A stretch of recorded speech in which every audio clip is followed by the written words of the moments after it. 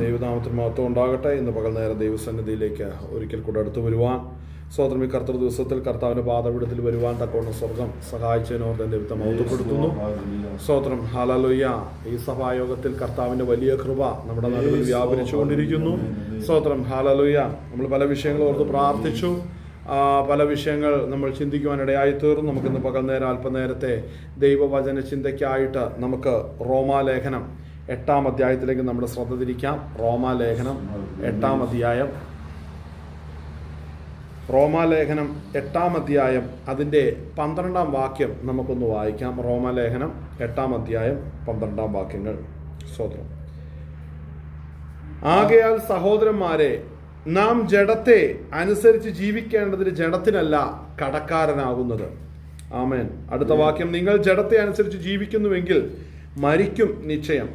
ആത്മാവിനാൽ ശരീരത്തിന്റെ പ്രവർത്തികളെ മരിപ്പിക്കുന്നു എങ്കിലോ നിങ്ങൾ ജീവിക്കും. സ്തോത്രം. നമ്മൾ കഴിഞ്ഞ ദിവസങ്ങളെല്ലാം വളരെ ചിന്തനീയമായ ഭാഗമായിരുന്നു നമ്മൾ എഫേസ്യ ലേഖനത്തിൽ നമ്മൾ ചിന്തിക്കുവാൻ ഇടയായി തീർന്നത്.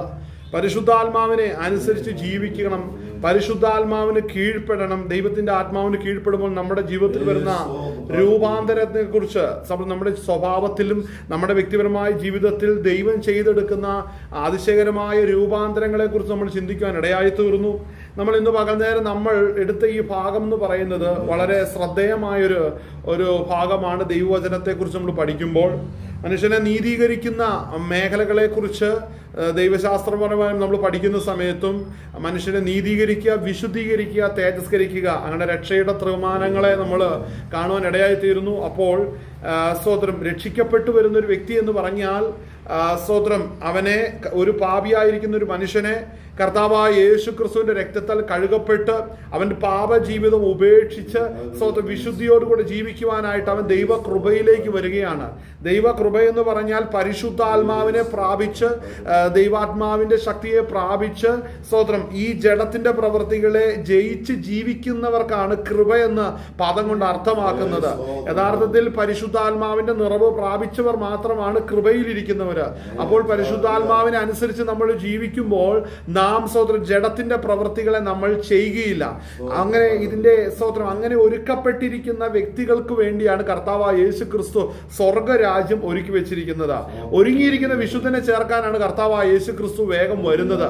ആമേൻ. മനസ്സിലാക്കണം, നമ്മുടെ ഓരോരുത്തരുടെയും ജീവിതത്തിൽ ഒരുക്കമുള്ളൊരു ജീവിതം ഉണ്ടായിരിക്കണമെന്ന് പറഞ്ഞാൽ പരിശുദ്ധാത്മാവിന് വിധേയപ്പെട്ട് സ്തോത്രം നമ്മൾ വിശുദ്ധ ജീവിതം നയിക്കുന്ന വിശുദ്ധിയോട് കാത്തു സൂക്ഷിക്കുന്ന വ്യക്തികൾക്ക് മാത്രമാണ് ദൈവരാജ്യത്തിലേക്ക് പ്രവേശനമുള്ളൂ. നമുക്കതിൻ്റെ ആ ഭാഗങ്ങളിലേക്ക് നമുക്ക് ചിന്തിക്കാം. നമ്മൾ ആ വായിച്ച വാക്യം നമുക്കൊന്നും കൂടെ നമ്മുടെ ശ്രദ്ധ കേന്ദ്രീകരിക്കാൻ നമുക്കൊന്നും കൂടെ വായിക്കാം. റോമാലേഖനം 8-ാം അധ്യായം അതിന്റെ 12-ാം വാക്യം ശബ്ദമുയർത്തി ഒന്ന് വായിക്കാവുന്നതാണ്. വായിച്ചാട്ടെ.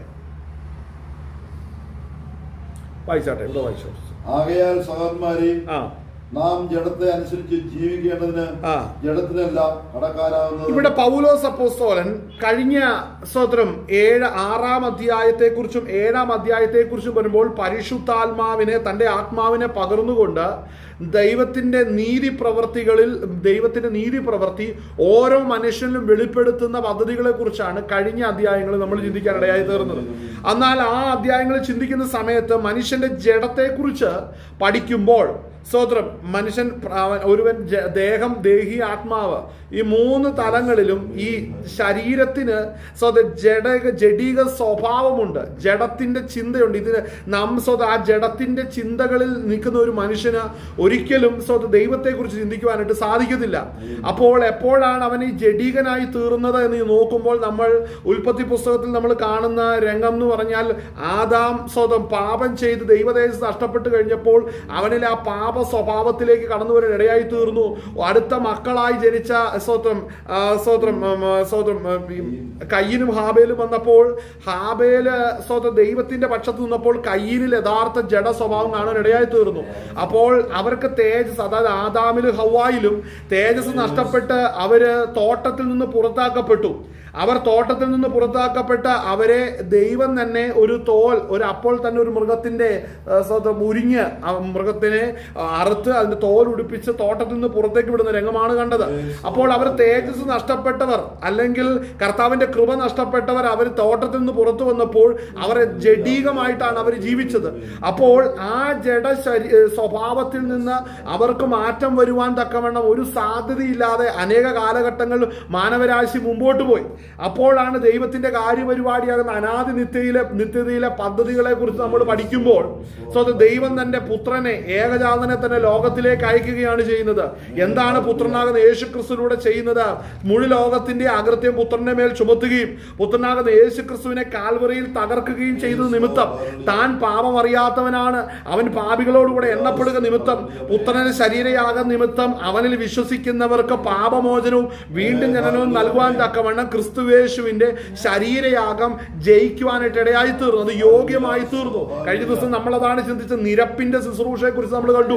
കർത്താവായ യേശു ക്രിസ്തു പിതാവിന്റെ സന്നിധിയിൽ രക്ഷിക്കപ്പെടുന്ന മനുഷ്യാത്മാക്കളെ സ്വതം നിരപ്പിക്കുവാനായിട്ട് ഇടയായി തീർന്നു. അപ്പോൾ നിരപ്പിന് കാരണമായി തരുന്ന നമ്മുടെ ഒരു പ്രവർത്തികൾ കൊണ്ടല്ല, ഇത് ദൈവത്തിന്റെ കൃപയാലാണ്.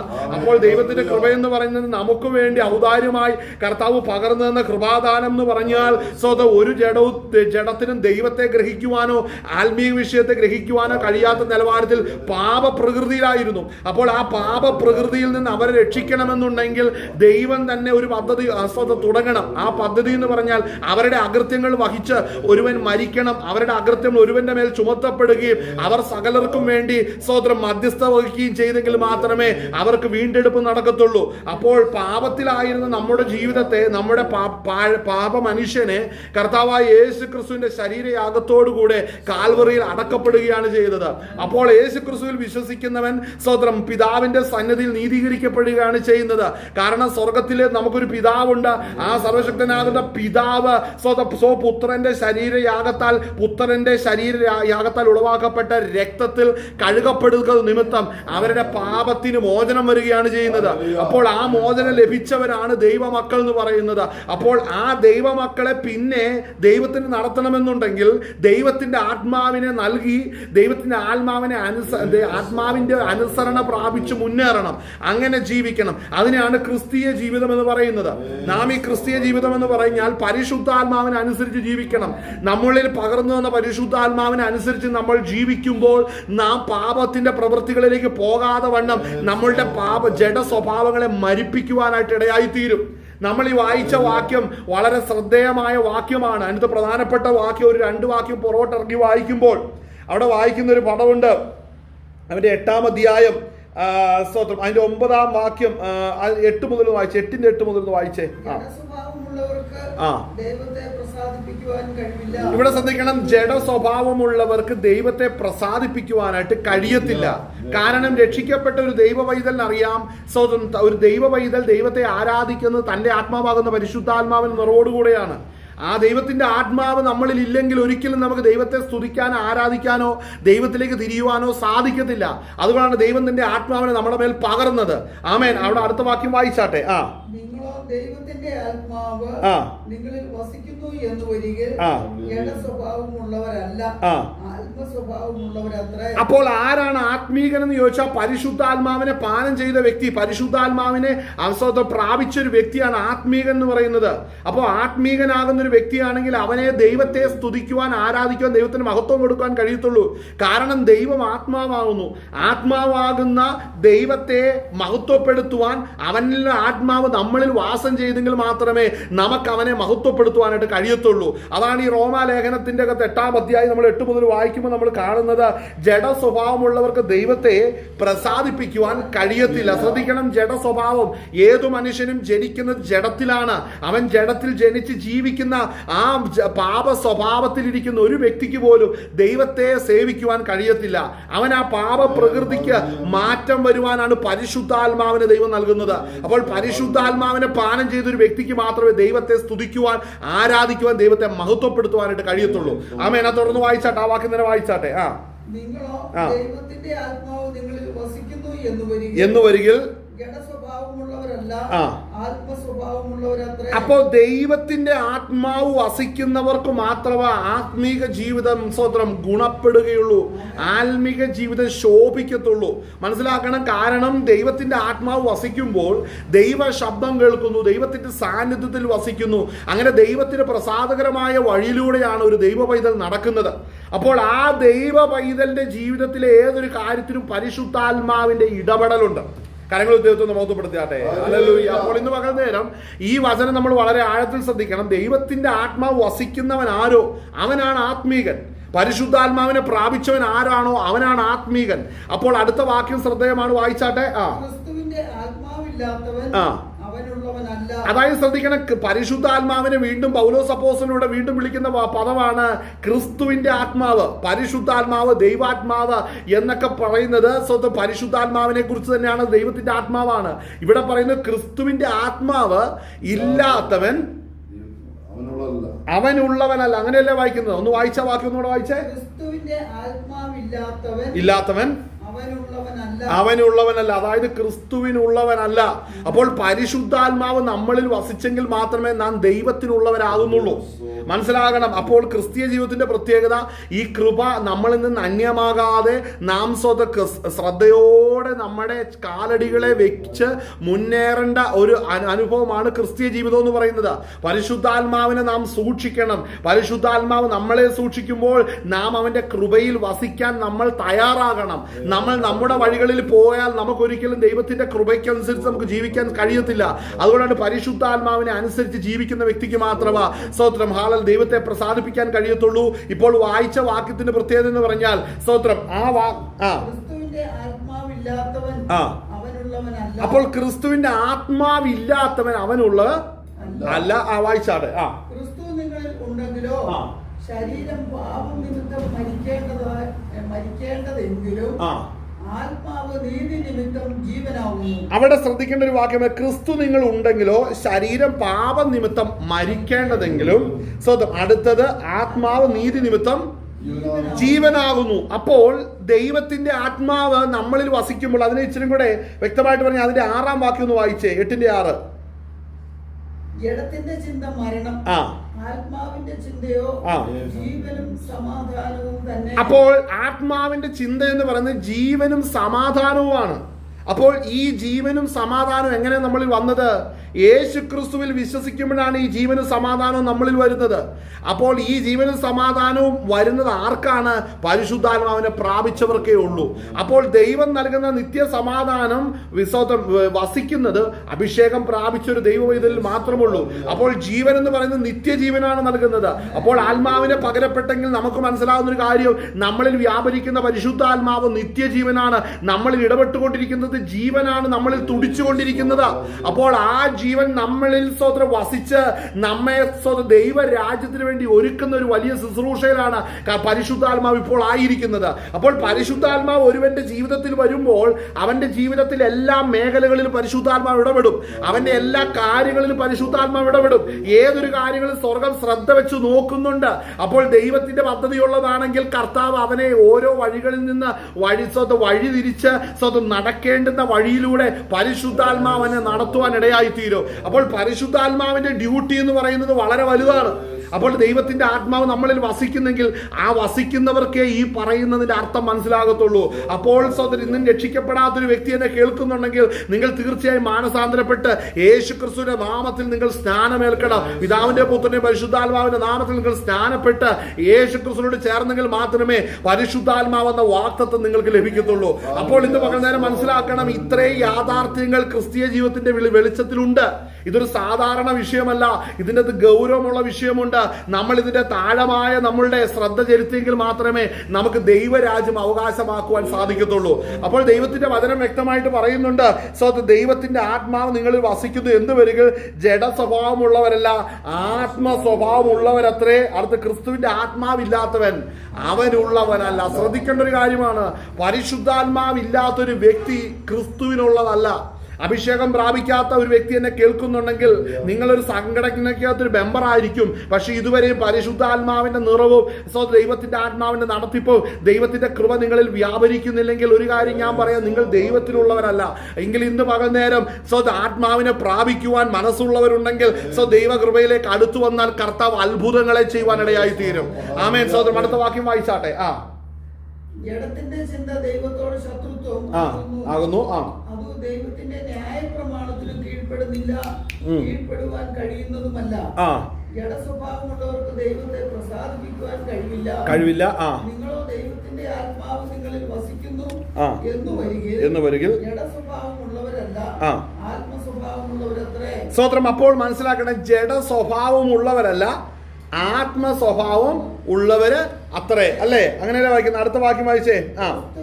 ആത്മാവില്ലാത്തവൻ അവനുള്ളവനല്ല. അടുത്തത്, ക്രിസ്തു നിങ്ങളിൽ ഉണ്ടെങ്കിലോ ശരീരം പാപനിമിത്തം മരിക്കേണ്ടതെങ്കിലും ആത്മാവ് നീതി നിമിത്തം ജീവനാകുന്നു. അപ്പോൾ പരിശുദ്ധാത്മാവ് ഒരുവനിൽ വസിക്കുന്നുണ്ടെങ്കിൽ അവന്റെ അടുത്ത ഫൈറ്റ് എന്ന് പറയുന്നത് അവന്റെ ജഡ സ്വഭാവത്തിന് എതിരെ പരിശുദ്ധാത്മാവ് അവന്റെ ആത്മാവിനെ സ്തോത്രം ബലപ്പെടുത്തുന്നു എന്നുള്ളതാണ്. ജഡത്തെ അനുസരിച്ച് ജീവിക്കാതെ വണ്ണം ദൈവത്തിന്റെ വചനത്താൽ നിറയപ്പെടുന്നവൻ സ്തോത്രം ഹാലലുയ ജഡത്തിന്റെ പ്രവർത്തികളിലേക്ക് തിരിയാതെ പരിശുദ്ധാത്മാവ് കൺട്രോൾ ചെയ്യും. ആ കൺട്രോളിന് വിധേയപ്പെടുന്നവരുമുണ്ട്, വിധേയപ്പെടാത്തവരുമുണ്ട്. ആമേൻ. പരിശുദ്ധാത്മാവിന് കീഴ്പ്പെടുന്നവരുണ്ട്, കീഴ്പ്പെടാത്തവരുണ്ട്. ഇന്ന് കാണുന്ന ബഹുഭൂരിപക്ഷത്തെ നമ്മൾ പരിശോധിക്കുന്ന സമയത്ത് അവർ പലപ്പോഴും പല പ്രസംഗങ്ങളും പാപ സ്വഭാവത്തിന് എതിരെയോ ജഡ സ്വഭാവത്തിന് എതിരെ നിൽക്കുകയും ദൈവത്തിന്റെ ആത്മാവിനെ അനുസരിച്ച് ജീവിക്കുകയും ചെയ്യുന്ന ഒരു പ്രസംഗങ്ങളല്ല ഇന്ന് പലതും കേട്ടുകൊണ്ടിരിക്കുന്നത്. അപ്പോൾ മനസ്സിലാക്കണം, ലോകത്തെക്കുറിച്ചുള്ള പ്രസംഗങ്ങൾ, ജഡസുഖങ്ങളെ കുറിച്ചുള്ള പ്രസംഗങ്ങൾ, ഇത് പലതും കൊണ്ട് എത്തിക്കുന്നത് നിത്യനാശത്തിലേക്കാണ്. എന്നാൽ പരിശുദ്ധാത്മാവിനെ ഒരുവൻ പ്രാപിച്ചിട്ടുണ്ടെങ്കിൽ ഈ ദൈവത്തിന്റെ വചനം അവിടെ പറയുന്നത് എന്താണ്? ക്രിസ്തു നിങ്ങൾ ഉണ്ടെങ്കിലോ ശരീരം പാപനിമിത്തം മരിക്കേണ്ടതെങ്കിലും ആത്മാവ് നീതി നിമിത്തം ജീവനാകുന്നു. ശ്രദ്ധിക്കണം, നമ്മളിൽ ജഡത്തിൽ ഒരു ഗുണവും വസിക്കുന്നില്ല. നാം ആത്മാവിനെ അനുസരിച്ച് നടന്നാൽ മാത്രമേ ഫലം നമ്മളിൽ ഉണ്ടാകത്തുള്ളൂ. പക്ഷെ പലരെ സംബന്ധിച്ച് ലോക വിഷയങ്ങൾ, ജഡവിഷയങ്ങൾ, ഈ ശരീരവുമായിട്ട് ബന്ധപ്പെട്ട വിഷയങ്ങളിൽ മാത്രം വ്യാപൃതരായി നിൽക്കുന്നതുകൊണ്ട് അവർ പരിശുദ്ധാത്മാവിന്റെ സാന്നിധ്യം അനുഭവിക്കാതെയും ദൈവശബ്ദം കേൾക്കാതെ അകന്നു പോകുന്നതാണ് കണ്ടുകൊണ്ടിരിക്കുന്നത്. ദൈവാത്മാവിനെ അനുസരിച്ച് ജീവിക്കുന്ന വ്യക്തി പരിശുദ്ധാത്മാവിന്റെ ആലോചന എപ്പോഴും ദൈവികമായിട്ടായിരിക്കും. അവനിലെ ആത്മമനുഷ്യനെ ബലപ്പെടുത്തുന്നതായിട്ടായിരിക്കും, അവനെ ജയകരമായിട്ട് നടത്തുന്ന വിധത്തിലായിരിക്കും. ഈ ജയകരം എന്ന പദം ഉദ്ദേശിക്കുന്നത് പാപം ചെയ്യാതെ വണ്ണം ദൈവകൃപയെ സൂക്ഷിച്ച് സ്റ്റെപ്പുകളെ വെക്കുന്നതിനെയാണ് ജയകരം എന്ന പദം കൊണ്ട് ഞാൻ ഉദ്ദേശിക്കുന്നത്. അപ്പോൾ പരിശുദ്ധാത്മാവിന്റെ നിറവിൽ സൂക്ഷിക്കുന്ന ഒരു വ്യക്തിക്ക് മാത്രമാ ജഡത്തിന്റെ പ്രവൃത്തികളെ ജയിക്കാൻ സാധിക്കുന്നുള്ളൂ. കാര്യം ജഡത്തിൽ നന്മ വസിക്കുന്നില്ല, ഈ ശരീരത്തിൽ ഗുണം വസിക്കുന്നില്ല. അതുകൊണ്ട് ആത്മാവിനെ അനുസരിച്ച് ജീവിച്ചാലേ നമുക്ക് ആത്മഫലം നമുക്ക് പുറപ്പെടുവിക്കുവാൻ സാധിക്കത്തുള്ളൂ. നമ്മുടെ ഏതൊരു ജീവിത സാഹചര്യത്തിന്റെ നടുവിലും നമ്മളുടെ ജീവിതത്തിൽ കടന്നു വരുന്ന പല സാഹചര്യങ്ങളും നമ്മളെ പാപത്തിലേക്ക് വീഴ്ത്തിക്കളയുന്നുണ്ട്. പലപ്പോഴും നമ്മളെ വീഴ്ത്തിക്കളയുന്ന അനുഭവത്തിലേക്ക് വരും. അവിടെ പരിശുദ്ധാത്മാവിന്റെ കൃപയിൽ നമ്മൾ ആശ്രയിക്കുമ്പോൾ ആ പാപ വഴികളെ വിട്ടൊഴിയുവാൻ തക്കവണ്ണം പരിശുദ്ധാത്മാവ് നമ്മളെ ബലപ്പെടുത്തും. നമ്മൾ അവന്റെ കൃപയിൽ ആശ്രയിക്കുമ്പോൾ, അവന്റെ ശക്തിയിൽ ആശ്രയിക്കുമ്പോൾ, നമ്മൾ ആത്മാവിന് കീഴ്പ്പെടുന്ന സമയത്ത് പരിശുദ്ധാത്മാവിന്റെ ശക്തി നമ്മളെ സ്വതന്ത്രം ബലപ്പെടുത്തി പാപത്തിന്റെ വഴികളിൽ നിന്ന് നമ്മളെ റൂട്ട് തിരിച്ചു വിടുവാനായിട്ട് ഇടയായി തീരും. അപ്പോൾ മനസ്സിലാക്കണം, അങ്ങനെ നമ്മൾ ജയിച്ച് മുന്നേറുകയാണ് സ്വതന്ത്ര കർത്താവ് നമ്മളെ കുറിച്ച് ആഗ്രഹിക്കുന്നത്. അങ്ങനെ ഒരു ജയകരമായ ഒരു അനുഭവം നമ്മുടെ ജീവിതത്തിൽ ഉണ്ടെങ്കിൽ മാത്രമേ സ്വതന്ത്ര കർത്താവിന് നമ്മുടെ ജീവിതത്തിൽ പ്രവർത്തിക്കുവാനായിട്ട് സാധിക്കുന്നുള്ളൂ. അപ്പോൾ ശ്രദ്ധിക്കേണ്ട ഒരു വലിയ പ്രധാനപ്പെട്ട ഒരു വിഷയമാണ് നമ്മൾ അവിടെ വായിക്കുന്ന. ആകയാൽ സഹോദരൻ, അവിടെ അടുത്ത വാക്യം ഒന്ന് വായിച്ചേ. യേശുവിനെ മരിച്ചവരിൽ നിന്ന് ഉയർപ്പിച്ചവന്റെ ആത്മാവ് നിങ്ങളിൽ വസിക്കുന്നു എന്നു. അപ്പോൾ ഇവിടെ ശ്രദ്ധിക്കണം, അവിടെ ഒരു മിനിറ്റ് നിന്നേ. പൗലോസ് ഈ ഭാഗം നമ്മളോട് പറയുമ്പോൾ അവിടെ തിരിച്ചറിയേണ്ട ഒരു കാര്യമാണ്, എന്താണ് ഈ പരിശുദ്ധാത്മാവിന്റെ ഐഡന്റിറ്റിയെ കുറിച്ച് പൗലോസ് പറയുന്നത്. അവിടെ ആ വാക്ക് ഒന്നുകൊണ്ട് വായിച്ചേ. യേശുവിനെ മരിച്ചവരിൽ നിന്ന് ഉയർപ്പിച്ചവന്റെ ആത്മാവ്. അപ്പോൾ സ്വർഗത്തിലെ പിതാവ് തന്റെ ആത്മാവിനെ പകരുമ്പോൾ ആ ആത്മാവ് എന്ത് ചെയ്തു എന്നാണ് ഇവിടെ പറയുന്നത്. നമ്മൾ വ്യാപരിക്കുന്ന പരിശുദ്ധാത്മാവ് എന്ത് ചെയ്തു എന്നാണ് ഇവിടെ പറയുന്നത്. സോ അവിടെ വായിക്കുന്നത് യേശുവിനെ മരിച്ചവരിൽ നിന്ന് ഉയർപ്പിച്ചവന്റെ ആത്മാവ്. ഉയർപ്പിച്ചത് സ്വർഗത്തിലെ പിതാവാണ്. അവന്റെ ആത്മാവ് സ്വപുത്രനെ മരണത്തിൽ നിന്ന് ഉയർപ്പിച്ചു. അപ്പോൾ ഇതാണ് നമ്മുടെ ആരാധനയുടെ കാരണം. നാം പ്രാർത്ഥിക്കുകയും പ്രസംഗിക്കുകയും ആരാധിക്കുകയും ദൈവത്തിന് മഹത്വം കൊടുക്കുകയും ചെയ്യുമ്പോൾ എന്നിൽ വ്യാപരിക്കുന്ന പരിശുദ്ധാത്മാവ് പിതാവേ തന്റെ പ്രിയപുത്രനെ അയച്ചതായ സ്തോത്രം എന്ന് പറയുമ്പോൾ പരിശുദ്ധാത്മാവിന് മഹത്വം കൊടുക്കുകയാണ്. ആ പുത്രനാകുന്ന യേശു ക്രിസ്തുവിന്റെ മരണവാസങ്ങളെ അഴിച്ച് സ്വർഗീയ പിതാവ് ഉയർപ്പിക്കുവാൻ തന്റെ ആത്മാവിനെ പകർന്നുകൊണ്ട് അതിന് ചെയ്തെങ്കിൽ ആ നാമത്തിന് മഹത്വം എന്ന് പറയുമ്പോൾ പരിശുദ്ധാത്മാവിന് മഹത്വം കൊടുക്കുകയാണ്.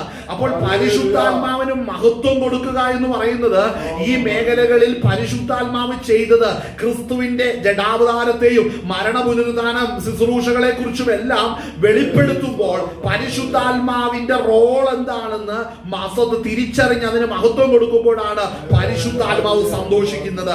നമ്മുടെ പല ശുശ്രൂഷകളുടെ അകത്തും സ്വന്തം ലോകമോഹങ്ങളെ കുറിച്ചും മറ്റനവധി കാര്യങ്ങളെ കുറിച്ചുമുള്ള ചിന്തയും അതിനെക്കുറിച്ചുള്ള കേൾവികളും വളരെ വർദ്ധിക്കുമ്പോഴും ദൈവത്തിന്റെ മഹത്വം പലപ്പോഴും അവിടെ കൊടുക്കുന്നില്ല. കാരണം മനസ്സിലാക്കണം, ലോകത്തിന്റെ മോഹം കൊടുക്കുന്നത് പരിശുദ്ധാത്മാവല്ല, ലോകത്തിന്റെ ആവശ്യങ്ങളെല്ലാം പൂർത്തീകരിച്ചു കൊടുക്കുന്നത് പരിശുദ്ധാത്മാവല്ല. എന്നാൽ പരിശുദ്ധാത്മാവിന് മഹത്വം കൊടുക്കുന്നത് എങ്ങനെയാണ്? നമ്മൾ വായിക്കുമ്പോൾ പൗലോസ് ഇവിടെ പറയുന്നത് എന്താണ്?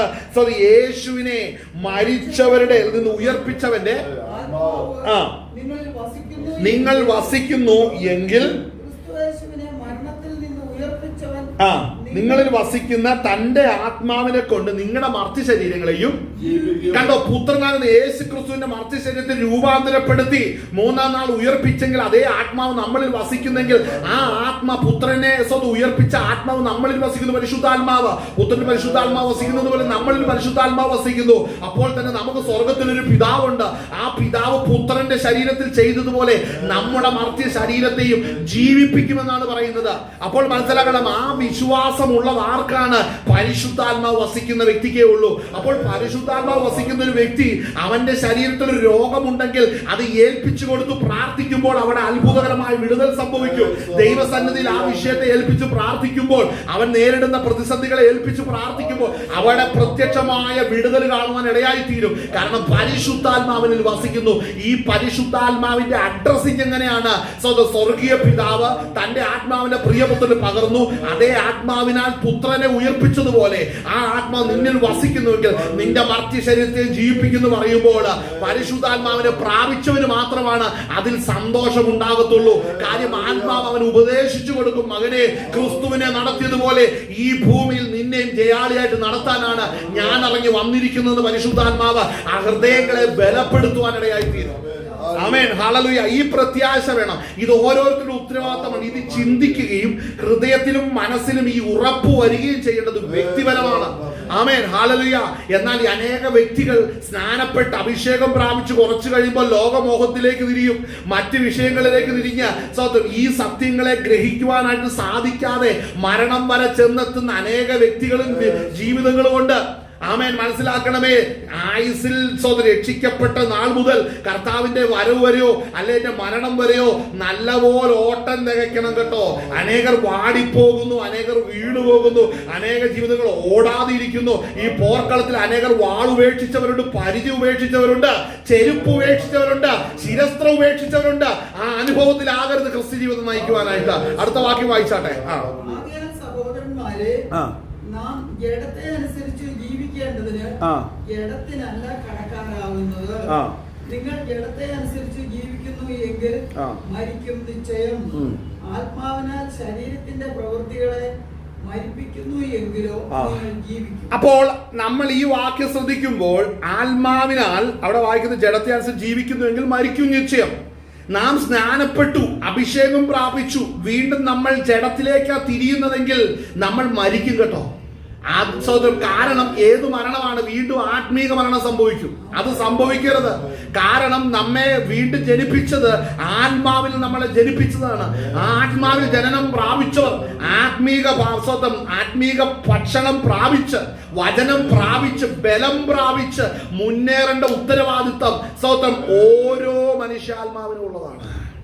അപ്പോൾ അത് പ്രാപിക്കുന്നില്ലെങ്കിൽ അത് വളരെ കഷ്ടത്തിലേക്ക് ചെല്ലും. നമ്മൾ വായിച്ച വാക്യത്തിൽ അവിടെ വരുമ്പോൾ യേശുവിനെ മരിച്ചവരിൽ നിന്ന് ഉയർപ്പിച്ചവന്റെ ആത്മാവ് നിങ്ങളിൽ വസിക്കുന്നു എങ്കിൽ ക്രിസ്തുവിനെ മരണത്തിൽ നിന്ന് ഉയർപ്പിച്ചവൻ നിങ്ങളിൽ വസിക്കുന്ന തന്റെ ആത്മാവിനെ കൊണ്ട് നിങ്ങളുടെ മർത്യ ശരീരങ്ങളെയും ജീവിപ്പിക്കും. അങ്ങനെയാണെങ്കിൽ ശ്രദ്ധിക്കേണ്ട ഒരു കാര്യമാണ്, നമ്മുടെ മർത്യ ശരീരത്തെയും ജീവിപ്പിക്കുന്ന പരിശുദ്ധാത്മാവ് പാപത്തിലോ ഭാരത്തിലോ ചെന്നുപെടുവാൻ സാധ്യത വരുമ്പോൾ, കർത്താവെ പുത്രനെ പാപത്തിന്റെ മോഹങ്ങൾ വിടാതെ ലോകത്തിന്റെ മോഹങ്ങൾ രക്ഷിച്ച ആത്മാവെ എന്നെ ഇന്ന് പകൽ നേരം ജയം നൽകുമാറാകണമെന്ന് ഹൃദയത്തെ ദൈവസന്നിധിയിൽ സമർപ്പിച്ചു പ്രാർത്ഥിക്കുമ്പോൾ പരിശുദ്ധാത്മാവ് ശക്തിയോടെ ഇടപെട്ട് മനസ്സിനോട് ഹൃദയത്തോട് പോരാടുന്ന പാപമോഹങ്ങളിൽ നിന്ന് വ്യക്തികളെ രക്ഷിക്കുവാനായിട്ട് ഇടയായി തീരും.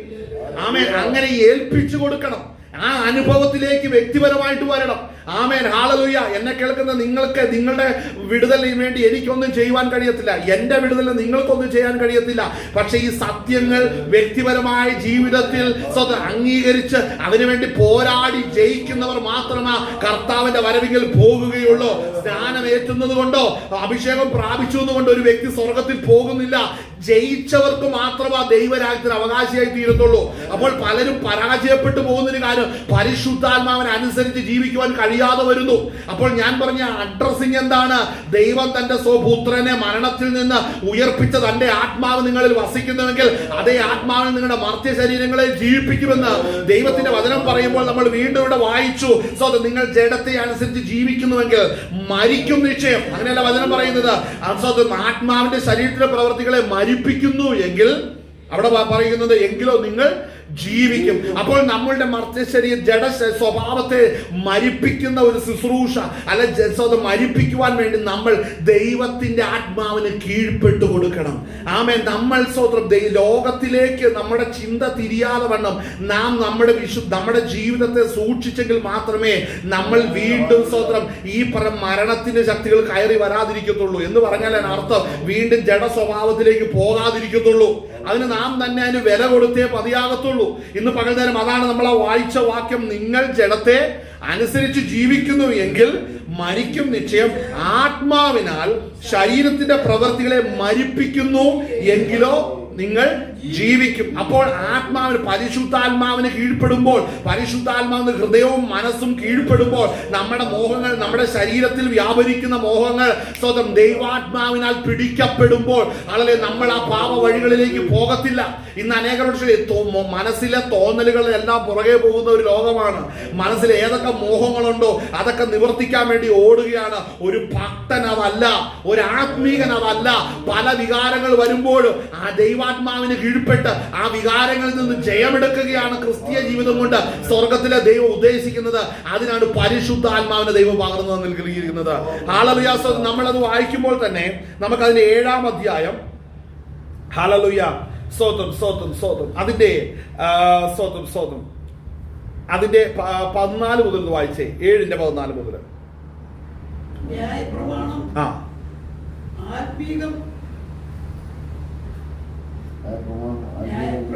ആത്മീകം എന്ന് നാം അറിയുന്നുവല്ലോ. മൈക്ക് ചേർത്ത് വെച്ച് വായിക്കണേ.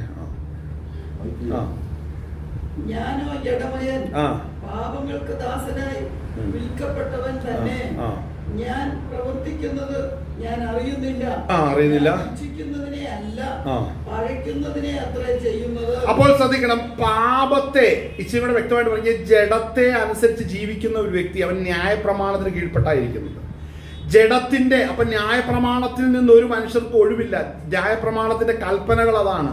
എന്നാൽ ജഡത്തിന്റെ സ്വഭാവം അനുസരിച്ച് ജീവിക്കുന്ന വ്യക്തി ന്യായപ്രമാണത്തിന് കീഴിലേക്ക് ചെല്ലും. ന്യായപ്രമാണത്തിന് കീഴിൽ ചെന്നാൽ പിന്നെ ആ വ്യക്തിക്ക് ജീവൻ വരുന്നില്ല. അതിൽ സ്തോത്രം, ആളെ കോപഹേതുവാണ് ന്യായപ്രമാണം. എന്നാൽ പാപ സ്വഭാവത്തിൽ നിന്ന് വിടുതൽ വരണമെന്നുണ്ടെങ്കിൽ പരിശുദ്ധാത്മാവ് വസിച്ചേ കഴിയത്തുള്ളൂ. ദൈവത്തിന്റെ ആത്മാവ് മാത്രമാണ് നമുക്ക് ഫലം പുറപ്പെടുവിക്കുന്നുള്ളൂ. അപ്പോൾ ഇവിടെ വായിക്കുമ്പോൾ ഇവിടെ പാപത്തിന്റെ പാപ പ്രകൃതിയെ കുറിച്ച് ഇവിടെ പൗലോസ് പറയുകയാണ് 7-ാം അധ്യായത്തിൽ. അവിടെ വായിക്കുന്നത് എന്താണ്? അതിന്റെ 15-ാം വാക്യം, ഞാൻ പ്രവർത്തിക്കുന്നത് ഞാൻ അറിയുന്നില്ല. ഇവിടെ ശ്രദ്ധിക്കണം, പാപത്തിന്റെ സ്വഭാവം അവിടെ വെളിപ്പെടുത്തുന്നത് ഞാൻ പ്രവർത്തിക്കുന്നത് ഞാൻ അറിയുന്നില്ല. ശ്രദ്ധിക്കണം, പാപത്തിന്റെ സ്വഭാവം എന്ന് പറഞ്ഞാൽ ജഡത്തിന്റെ പ്രത്യേകത ഇതാണ്. അവൻ സ്വന്തം അവൻ ഓരോ കാര്യം പറയുമ്പോൾ പറഞ്ഞു കഴിഞ്ഞു അവൻ അതിനെക്കുറിച്ച് തിരിച്ചറിവില്ലാത്ത ഒരവസ്ഥ, പ്രവർത്തിച്ചു കഴിഞ്ഞ് തിരിച്ചറിവില്ലാത്ത അവസ്ഥ, പാടില്ലാത്ത കാര്യങ്ങളിലൂടെ എല്ലാം നടന്നു കഴിയുമ്പോൾ അവന് തിരിച്ചറിവില്ലാത്ത അവസ്ഥ, യഥാർത്ഥത്തിൽ തിരിച്ചറിവ് സുബോധം നഷ്ടപ്പെട്ട ഒരു അവസ്ഥയെക്കുറിച്ചാണ് ദൈവവചനത്തിന്റെ വെളിച്ചത്തിൽ പൗലോസ് ഈ ജഡ സ്വഭാവത്തെ കുറിച്ച് കാണിക്കുന്നത്. അപ്പോൾ അവിടെ വായിക്കുന്ന വാക്ക് ശ്രദ്ധിക്കണം, ഞാൻ പ്രവർത്തിക്കുന്നത് ഞാൻ അറിയുന്നില്ല. അതെങ്ങനെ ഞാൻ പ്രവർത്തിക്കും ഞാൻ അറിയുന്നില്ലെന്ന് പറയുന്നൊരു കാര്യം? അപ്പോൾ ശ്രദ്ധിക്കേണ്ട ഒരു കാര്യമാണ്, പല ഈ ജഡത്തിന്റെ സ്വഭാവം മനസ്സിലാക്കണം. പലതും പ്രവർത്തിക്കുമ്പോൾ അവരതിനെക്കുറിച്ച് ഗ്രാഹ്യമില്ലാതെയാണ്. അപ്പോൾ പാപത്തിന്റെ ഒരു വലിയ ലിസ്റ്റ് അവിടെ പറയുമ്പോൾ ആ ലിസ്റ്റിന്റെ അകത്ത് ഒരു കാര്യങ്ങളെ കുറിച്ചും സ്വന്തം ഒരു വ്യക്തി ചെയ്യുമ്പോൾ, ആ പാപം ചെയ്യുമ്പോൾ ഇതിനെക്കുറിച്ച് തിരിച്ചറിവില്ലാതെയാണ് ചെയ്യുന്നത് എന്ന് തന്നെയാണ് ദൈവത്തിന്റെ വചനം ഇവിടെ പറയുന്നത്. നമ്മളിവിടെ ഇത് ശ്രദ്ധിക്കുമ്പോൾ അടുത്ത വാക്യം വായിക്കുന്നത്, ഞാൻ അറിയുന്നില്ല, ഞാൻ ഇച്ഛിക്കുന്നതിനെ അല്ല പകയ്ക്കുന്നതിനെ അത്രേ ചെയ്യുന്നത്. അതായത് ആഗ്രഹിക്കുന്നതല്ല, ഭയപ്പെടുന്ന കാര്യം ചെയ്തുകൊണ്ടിരിക്കുകയാണ്. അപ്പോൾ ഞാൻ ഒരു വ്യക്തിയോട് നല്ല വാക്ക് പറയണമെന്ന് ആഗ്രഹിച്ച് ചെല്ലുന്നു. ആ വ്യക്തിയെ കാണുമ്പോൾ എൻ്റെ വായിന്ന് വരുന്ന വാക്ക് ആ വ്യക്തിയെ മുറിപ്പെടുത്തുന്ന വാക്കായിരിക്കും. ആമേൻ. മറ്റൊരു സഹായം ചെയ്യണമെന്ന് കണ്ട് ചെല്ലും. ആ വ്യക്തിയുടെ ഇടപെട്ട് കഴിയുമ്പോൾ എൻ്റെ പ്രവൃത്തി ദോഷത്തിലാണ് ചെന്ന് കലാശിക്കുന്നത്. നാം പുറമേ കാണുന്ന പല പ്രവൃത്തികളും യഥാർത്ഥത്തിൽ ദൈവസന്നിധിയിൽ യോഗ്യമല്ലെന്ന് വേണം ഇവിടെ തിരിച്ചറിയുവാനായിട്ട്. ആമേൻ. അപ്പൊ ഒരു വിധത്തിലും പാപ സ്വഭാവം ജഡ സ്വഭാവത്തിലിരിക്കുന്ന വ്യക്തിക്ക് ദൈവത്തിന്റെ നീതി അറിയുവാനോ ഗ്രഹിക്കുവാനോ സാധിക്കത്തില്ല. ആമേൻ. അടുത്ത വാക്യം വായിച്ചാട്ടെ. ഞാൻ ഇച്ഛിക്കാത്തതിനെ ചെയ്യുന്നു എങ്കിലോ ന്യായപ്രമാണം നല്ലത് എന്ന് ഞാൻ സമ്മതിക്കുന്നു. ആകയാൽ അതിനെ പ്രവർത്തിക്കുന്നത് ഞാനല്ല, എന്നിൽ വസിക്കുന്ന പാപം. അപ്പൊ പാപത്തെ കുറിച്ച് ഇവിടെ പൗലോസ് പറയാൻ ശ്രദ്ധിക്കണം. താൻ ആഗ്രഹിക്കാത്തത് തന്റെ ശരീരം പ്രവർത്തിച്ചു കൊണ്ടിരിക്കുകയാണ്. നമ്മുടെ കണ്ണിന് നിയന്ത്രണമില്ലാത്തവരുണ്ട്. ചെവി ആവശ്യമില്ലാത്തതൊക്കെ കേൾക്കാൻ താല്പര്യപ്പെടുന്നുണ്ട്. ആ താല്പര്യങ്ങളെല്ലാം അകത്തുനിന്നാ വരുന്നത്. ആമേൻ. ഇത് തെറ്റാന്ന് മനസാക്ഷി പറഞ്ഞാലും അടുത്ത നിമിഷം അത് ചെയ്യാൻ വേണ്ടി ഓടുന്നുണ്ടെങ്കിൽ മനസ്സിലാക്കണം, പാപത്തിന്റെ പിടിയിലാണ്. അപ്പോൾ അതിൽ നിന്ന് രക്ഷ പ്രാപിക്കാനാണ് പരിശുദ്ധാത്മാവിനെ സ്വർഗം നൽകിയിരിക്കുന്നത്. ആമേൻ. ഹല്ലേലൂയ. അപ്പോൾ മനസ്സിലാക്കണം, ഈ സ്വഭാവത്തിന് ഒരു വ്യക്തി വിധേയപ്പെട്ടിട്ടുണ്ട്, ആ വ്യക്തി മരിക്കും നിശ്ചയം. ആ വ്യക്തി മരണപ്പെടും. ശരീരത്തിന്റെ മരണമല്ല, ആത്മാവിന്റെ മരണം വീണ്ടും സംഭവിക്കും. അപ്പോൾ ആ വാക്യം ശ്രദ്ധിക്കണം. അവിടെ വായിക്കുന്നത്, ഞാൻ ഇച്ഛിക്കുന്നതിനെ ചെയ്യുന്നു എങ്കിലോ ന്യായപ്രമാണം നല്ലതെന്ന് ഞാൻ പറയുന്നു. ആകയാൽ അതിനെ പ്രവർത്തിക്കുന്നത് ഞാനല്ല, എന്നിൽ വസിക്കുന്ന പാപമത്രേ. അടുത്ത് ശ്രദ്ധിക്കണം, എന്നിൽ എന്ന് വെച്ചാൽ എന്റെ ജഡത്തിൽ നന്മ വസിക്കുന്നില്ല. ഇവിടെ ശ്രദ്ധിക്കണം, നമുക്ക് ആർക്കും ജഡത്തിൽ അങ്ങ് നല്ലവനാകാൻ പറ്റില്ല. ആമേൻ. ഞാൻ നല്ലവനാകാൻ വേണ്ടി കഴിഞ്ഞ വർഷത്തേക്കാൾ ഈ വർഷം അവസാനിക്കാൻ പോവുക അല്ലേ, 2024 അവസാനിക്കാൻ പോവുക. ഡിസംബർ മാസം 31-ാം തീയതി രാത്രി ഓൾ നൈറ്റ് സർവീസിന്റെ സമയത്ത് വന്നിരുന്ന് ചില തീരുമാനങ്ങളൊക്കെ എടുക്കും. അതെനിക്ക് തോന്നുന്നു എല്ലാ സംഘടനയ്ക്കകത്തും ഉണ്ട്. രാത്രിയിൽ ഇരുന്നൊരു തീരുമാനം, കർത്താവേ ഞാൻ അടുത്ത ആഴ്ച മുതൽ ഞാൻ ഇന്ന കാര്യങ്ങൾ ഞാൻ ചെയ്യും, ഞാൻ ഇങ്ങനെയൊക്കെ പോകും, ഇങ്ങനെയൊക്കെ നടക്കും. ഞാൻ ചോദിക്കട്ടെ, എത്ര തീരുമാനങ്ങൾ നിലനിർത്താൻ പറ്റിയിട്ടുണ്ട്? ഞാൻ അടിവരയിട്ട് പറയാം, ഒരു തീരുമാനങ്ങൾ ഏറിപ്പോയ പണ്ടൊരു ചൊല്ലുണ്ട്, മൂത്ത മാനസാന്തരം ആകെ 3 മാസമൊന്നോ അങ്ങനെ അത്രേ ഉള്ളൂ. ആ കാര്യം അത്രയും പോലും പോകില്ല, ആഴ്ചകൾ പോലും നിൽക്കില്ല ചില തീരുമാനങ്ങൾ. ദിവസങ്ങൾ കഴിയുമ്പോൾ ഇന്നൊരു തീരുമാനം എടുത്ത് നാളെ നോക്കും, നാളെ കഴിഞ്ഞപ്പോൾ ഓർക്കും, അത് കഴിഞ്ഞാൽ മറന്നും പോകും. അത്രയാ മനുഷ്യന്റെ അവസ്ഥ എന്ന് പറയുന്നത്. തിരിച്ചറിയണമേ, നിന്നിലും എന്നിലും മാറ്റമില്ലാതെ നിൽക്കുവാൻ ഒരു ഘടകം ഈ ഭൂമിയിലുള്ളതല്ല, സ്വർഗത്തിലുള്ളത് വന്നെങ്കിൽ മാത്രമേ നമുക്ക് തീരുമാനങ്ങൾ ഉറയ്ക്കാൻ സാധിക്കത്തുള്ളൂ. നല്ല തീരുമാനങ്ങൾ നമ്മൾ എടുത്താലും അതിൽ നിലനിൽക്കാൻ സാധിക്കത്തില്ല. അതിനർത്ഥം എന്താ? നാം നല്ലതെന്ന് നമ്മൾ പറയുന്നതല്ല നല്ലത്. ഒന്ന്, രണ്ടാമത് നല്ല തീരുമാനങ്ങൾ കർത്താവ് നമ്മളെ കൊണ്ട് എടുപ്പിക്കും. അതിന് ദൈവം തന്നെ നമ്മളെ സഹായിക്കും. നീ പൊക്കോ ചെയ്തോന്ന് രാഷ്ട്രീയക്കാർ പറയുന്ന പോലെ അല്ല ദൈവം ചെയ്യുന്നത്. മനസ്സിലാക്കണം, പരിശുദ്ധാത്മാവിനെ നൽകിയിരിക്കുന്നത് എന്തുകൊണ്ടാണ്? ദൈവം നമ്മുടെ ഹൃദയത്തിൽ വസിച്ച് നമ്മെ ദൈവത്തിന്റെ വചനത്തിന് അനുരൂപമാക്കുകയാണ്. മനസ്സിലാക്കണം, ക്രിസ്തുവിനെ അനുരൂപമാക്കണം നമ്മളെ. അതാണ് പരിശുദ്ധാത്മാവിന്റെ ഡ്യൂട്ടി. അപ്പോൾ നാം എവിടെയെങ്കിലും തെറ്റിയാൽ പരിശുദ്ധാത്മാവ് നമ്മളെ ഓർപ്പിക്കും, പരിശുദ്ധാത്മാവ് നമ്മളെ വഴി നടത്തും. ഇതാണ് പരിശുദ്ധാത്മാവിന്റെ ഡ്യൂട്ടി എന്ന് പറയുന്നത്. ആമേൻ. അടുത്ത വാക്യം വായിച്ചാട്ടെ. നന്മ വസിക്കുന്നില്ല അറിയുന്നു. കണ്ടോ, ഞാൻ ചോദിക്കട്ടെ, ആർക്കാണ് ഒരു മനുഷ്യനെ സഹായിക്കാനോ മറ്റൊരു വ്യക്തിയോട് നല്ല വാക്ക് പറയാനോ നന്മ പ്രവർത്തിക്കാൻ മനസ്സില്ലാത്ത ആരോ ഉള്ള ഭൂമിയിൽ? ഏത് ദുഷ്ടന്റെ അടുത്ത് ചെന്നാലും അവന് നല്ല വാക്ക് കേൾക്കാനും നല്ല വാക്ക് പറയാനും ആഗ്രഹിക്കുന്നു. പക്ഷെ എന്താണ് അവരെ കൊണ്ട് സാധിക്കാത്തത്? പൗലോസ് ഇവിടെ എഴുതി വെച്ചിരിക്കുന്നു, അതിന് കാരണം പാപമാണ്. അവയവങ്ങളിൽ പോരാടുന്ന പാപമാണ്. എന്നിൽ വസിക്കുന്ന പാപമത്രേ. എന്നിൽ വസിക്കുന്ന പാപമത്രേ. വായിച്ചോ. എനിക്കൊണ്ട് പ്രവർത്തിക്കുന്നതോ ഇല്ല. കണ്ടോ? അതായത് നന്മ ചെയ്യാൻ താല്പര്യമുണ്ട്, അത് സാധിക്കത്തില്ല. അതാണ് പാപത്തിന്റെ പ്രത്യേകത. ഹല്ലേലൂയ. മനസ്സിലാക്കണമേ, രക്ഷിക്കപ്പെടാത്ത ഏതൊരു മനുഷ്യന്റെ ഹൃദയത്തിലും പാപമുണ്ട്, അവന്റെ ശരീരത്തിൽ പാപമുണ്ട്. അതിന്റെ സമയങ്ങളിൽ അത് വെളിപ്പെട്ട് അവനെ വഞ്ചിച്ചുകൊണ്ടാണ് ഇരിക്കുന്നത്. അതുകൊണ്ടാണ് ആ വഴികളെ വിട്ട് മാനസാന്തരപ്പെട്ട് ക്രിസ്തുവിനെ രക്ഷകനും കർത്താവുമായി സ്വീകരിക്കണമെന്ന് പറയുന്നത്. കാരണം സ്വന്തം ഈ ലോകത്തെ ജയിക്കണമെന്നുണ്ടെങ്കിൽ ലോകത്തെ ജയിച്ചവനോട് കൂടെ നിന്നാലേ നീയും ജയിക്കത്തുള്ളൂ. മനസ്സിലാക്കണം, അത് ഒരുവനേ ഉള്ളൂ, ഒരു നാമമേ ഉള്ളൂ, അത് യേശു ക്രിസ്തുവിന്റെ നാമം മാത്രമേ ഉള്ളൂ. അമ്മേ വായിച്ചാട്ടെ. ഞാൻ ചെയ്യുവാൻ ഇച്ഛിക്കുന്ന നന്മ ചെയ്യുന്നില്ലല്ലോ. ഇല്ലല്ലോ. ഇച്ഛിക്കാത്ത തിന്മ എത്രേ പ്രവർത്തിക്കുന്നത്. ഞാൻ ഇച്ഛിക്കാത്തതിനെ ചെയ്യുന്നു എങ്കിലോ അതിനെ പ്രവർത്തിക്കുന്നത് ഞാനല്ല, എന്നിൽ വസിക്കുന്ന പാപമത്രേ. അപ്പൊ ഞാൻ അവിടെ വായിക്കുന്നത് എന്ന് വെച്ചാൽ എന്റെ ജഡത്തിൽ നന്മ വസിക്കുന്നില്ല എന്ന് അറിയുന്നു. നന്മ ചെയ്യുവാനുള്ള താല്പര്യം എനിക്കുണ്ട്, പ്രവർത്തിക്കുന്നതോ ഇല്ല. ഞാൻ ചെയ്യുവാൻ ഇച്ഛിക്കുന്ന നന്മ ചെയ്യുന്നില്ലല്ലോ. ഇച്ഛിക്കാത്ത തിന്മ എത്രേ പ്രവർത്തിക്കുന്നത്. അടുത്തത് ഞാൻ ഇച്ഛിക്കാത്തതിനെ ചെയ്യുന്നു എങ്കിലോ അതിനെ പ്രവർത്തിക്കുന്നത് ഞാനല്ല, എന്നിൽ വസിക്കുന്ന പാപമത്രേ. ഇവിടെ ശ്രദ്ധിക്കണം, ഞാൻ ഇച്ഛിക്കാത്തതിനെ ചെയ്യുന്നു എങ്കിലോ അതിനെ പ്രവർത്തിക്കുന്ന ഞാനല്ല, എന്നിൽ വസിക്കുന്ന പാപമത്രേ. അടുത്തത്. അങ്ങനെ നന്മ ചെയ്യുവാൻ ഇച്ഛിക്കുന്ന ഞാൻ തിന്മ എന്റെ പക്കൽ ഉണ്ട് എന്നൊരു പ്രമാണം കാണുന്നു. അപ്പോൾ ശ്രദ്ധിക്കണം, ഈ പ്രമാണം അനുഭവിച്ചിട്ടുള്ളവരാണ് രക്ഷിക്കപ്പെട്ട് വീണ്ടും ജനനം പ്രാപിച്ച ഏതൊരു ദൈവമക്കളും. ഞാൻ എന്റെ പൂർവ്വകാലത്തെ അറിയുന്നു, പൂർവ്വകാലത്തിൽ എന്റെ പാപ സ്വഭാവത്തെ അറിയുന്നു. സ്വത്രം കണ്ടാലും കേട്ടാൽ ലജ്ജിക്കുമാറുമുള്ള സ്വഭാവ സ്വത്രം വൈകൃതങ്ങളെ പലതും ഞാൻ ഓർക്കുകയാണ്. എന്താ കാരണം? അതാണ് പഴയ സൃഷ്ടിയുടെ അനുഭവം. അത് വിട്ട് വീണ്ടും ജനനം പ്രാപിച്ച് പരിശുദ്ധാത്മാവ് വന്നപ്പോഴോ അവൻ നമ്മെ സകല സത്യത്തിൽ വഴി നടത്തുന്നു. അപ്പോൾ ആത്മാവ് എന്നിൽ വന്നപ്പോൾ എന്റെ ജീവിതത്തിൽ വന്ന മാറ്റത്തെ ഞാൻ അറിയുന്നു. അപ്പോൾ ഇങ്ങനൊരു മാറ്റത്തിനായിട്ടാണ് പരിശുദ്ധാത്മാവ് ഒരുവനിലേക്ക് കടന്നു വരുന്നത്. ഹല്ലേലൂയ, സ്തോത്രം, ആമേൻ. അപ്പോൾ വായിച്ച് നമ്മൾ റോമാലേഖനം 8-ാം അധ്യായം സ്തോത്രം അതിന്റെ 13 വായിച്ചാട്ടെ. 13 മുതൽ നിങ്ങൾ ജഡത്തെ അനുസരിച്ച് വേഗം വായിക്കാം. മരിക്കുന്ന നിശ്ചയം ആത്മാവിനാൽ ശരീരത്തിന്റെ പ്രവൃത്തികളെ മരിപ്പിക്കുന്നു എങ്കിലോ നിങ്ങൾ ജീവിക്കും. അടുത്തത്. ദൈവാത്മാവ് നടത്തുന്നവർ ഏവരും ദൈവത്തിന്റെ മക്കളാവുന്നു. കണ്ടോ? അപ്പോൾ ദൈവാത്മാവിനാൽ നടത്തപ്പെടുന്നവരെ ദൈവത്തിന്റെ മക്കളാവുന്നുള്ളൂ. പണ്ടൊരു സഹോദരൻ ഇതുപോലെ എന്നോട് പറയുന്നുണ്ട്. ഞാൻ ചോദിച്ചു ആരാ ദൈവമക്കൾ എന്ന് പറഞ്ഞു. ഭൂമിയിലെ സകല മനുഷ്യരും ദൈവമക്കളാണ് അങ്ങനെ പറയുന്നുണ്ടോ? അപ്പൊ പാപികൾ ആരാണ്? അതിനെക്കുറിച്ച് മറുപടിയില്ല. പാപികൾ ആരാണ്? അങ്ങേര് പറഞ്ഞ ശരിയാ, ഭൂമിയിൽ ജനിച്ച സകല മനുഷ്യരും പാപികൾ, അതാ പറയേണ്ടത്. ദൈവമക്കൾ ആരാ? ദൈവത്തിൽ നിന്ന് ജനിച്ചതല്ലേ ദൈവമക്കള്. ദൈവത്തിന്റെ ആത്മാവ് വസിക്കുന്നവരല്ലേ ദൈവമക്കള്. ദൈവത്തിന്റെ സ്വഭാവം നിവർത്തിക്കുവാൻ പോകുന്നവരല്ലേ ദൈവമക്കള്. അങ്ങനെയെങ്കിൽ ഈ ഭൂമിയിൽ ദൈവമക്കളാകുവാൻ വിളിക്കപ്പെട്ടവരുടെ നടുവിലേക്ക് പുതിയൊരു പ്രമാണത്തെ നൽകിയവനാണ് കർത്താവായ യേശു ക്രിസ്തു. ആമേൻ. ആ നാമമല്ലാതെ വേറൊരു നാമവും ഇല്ല.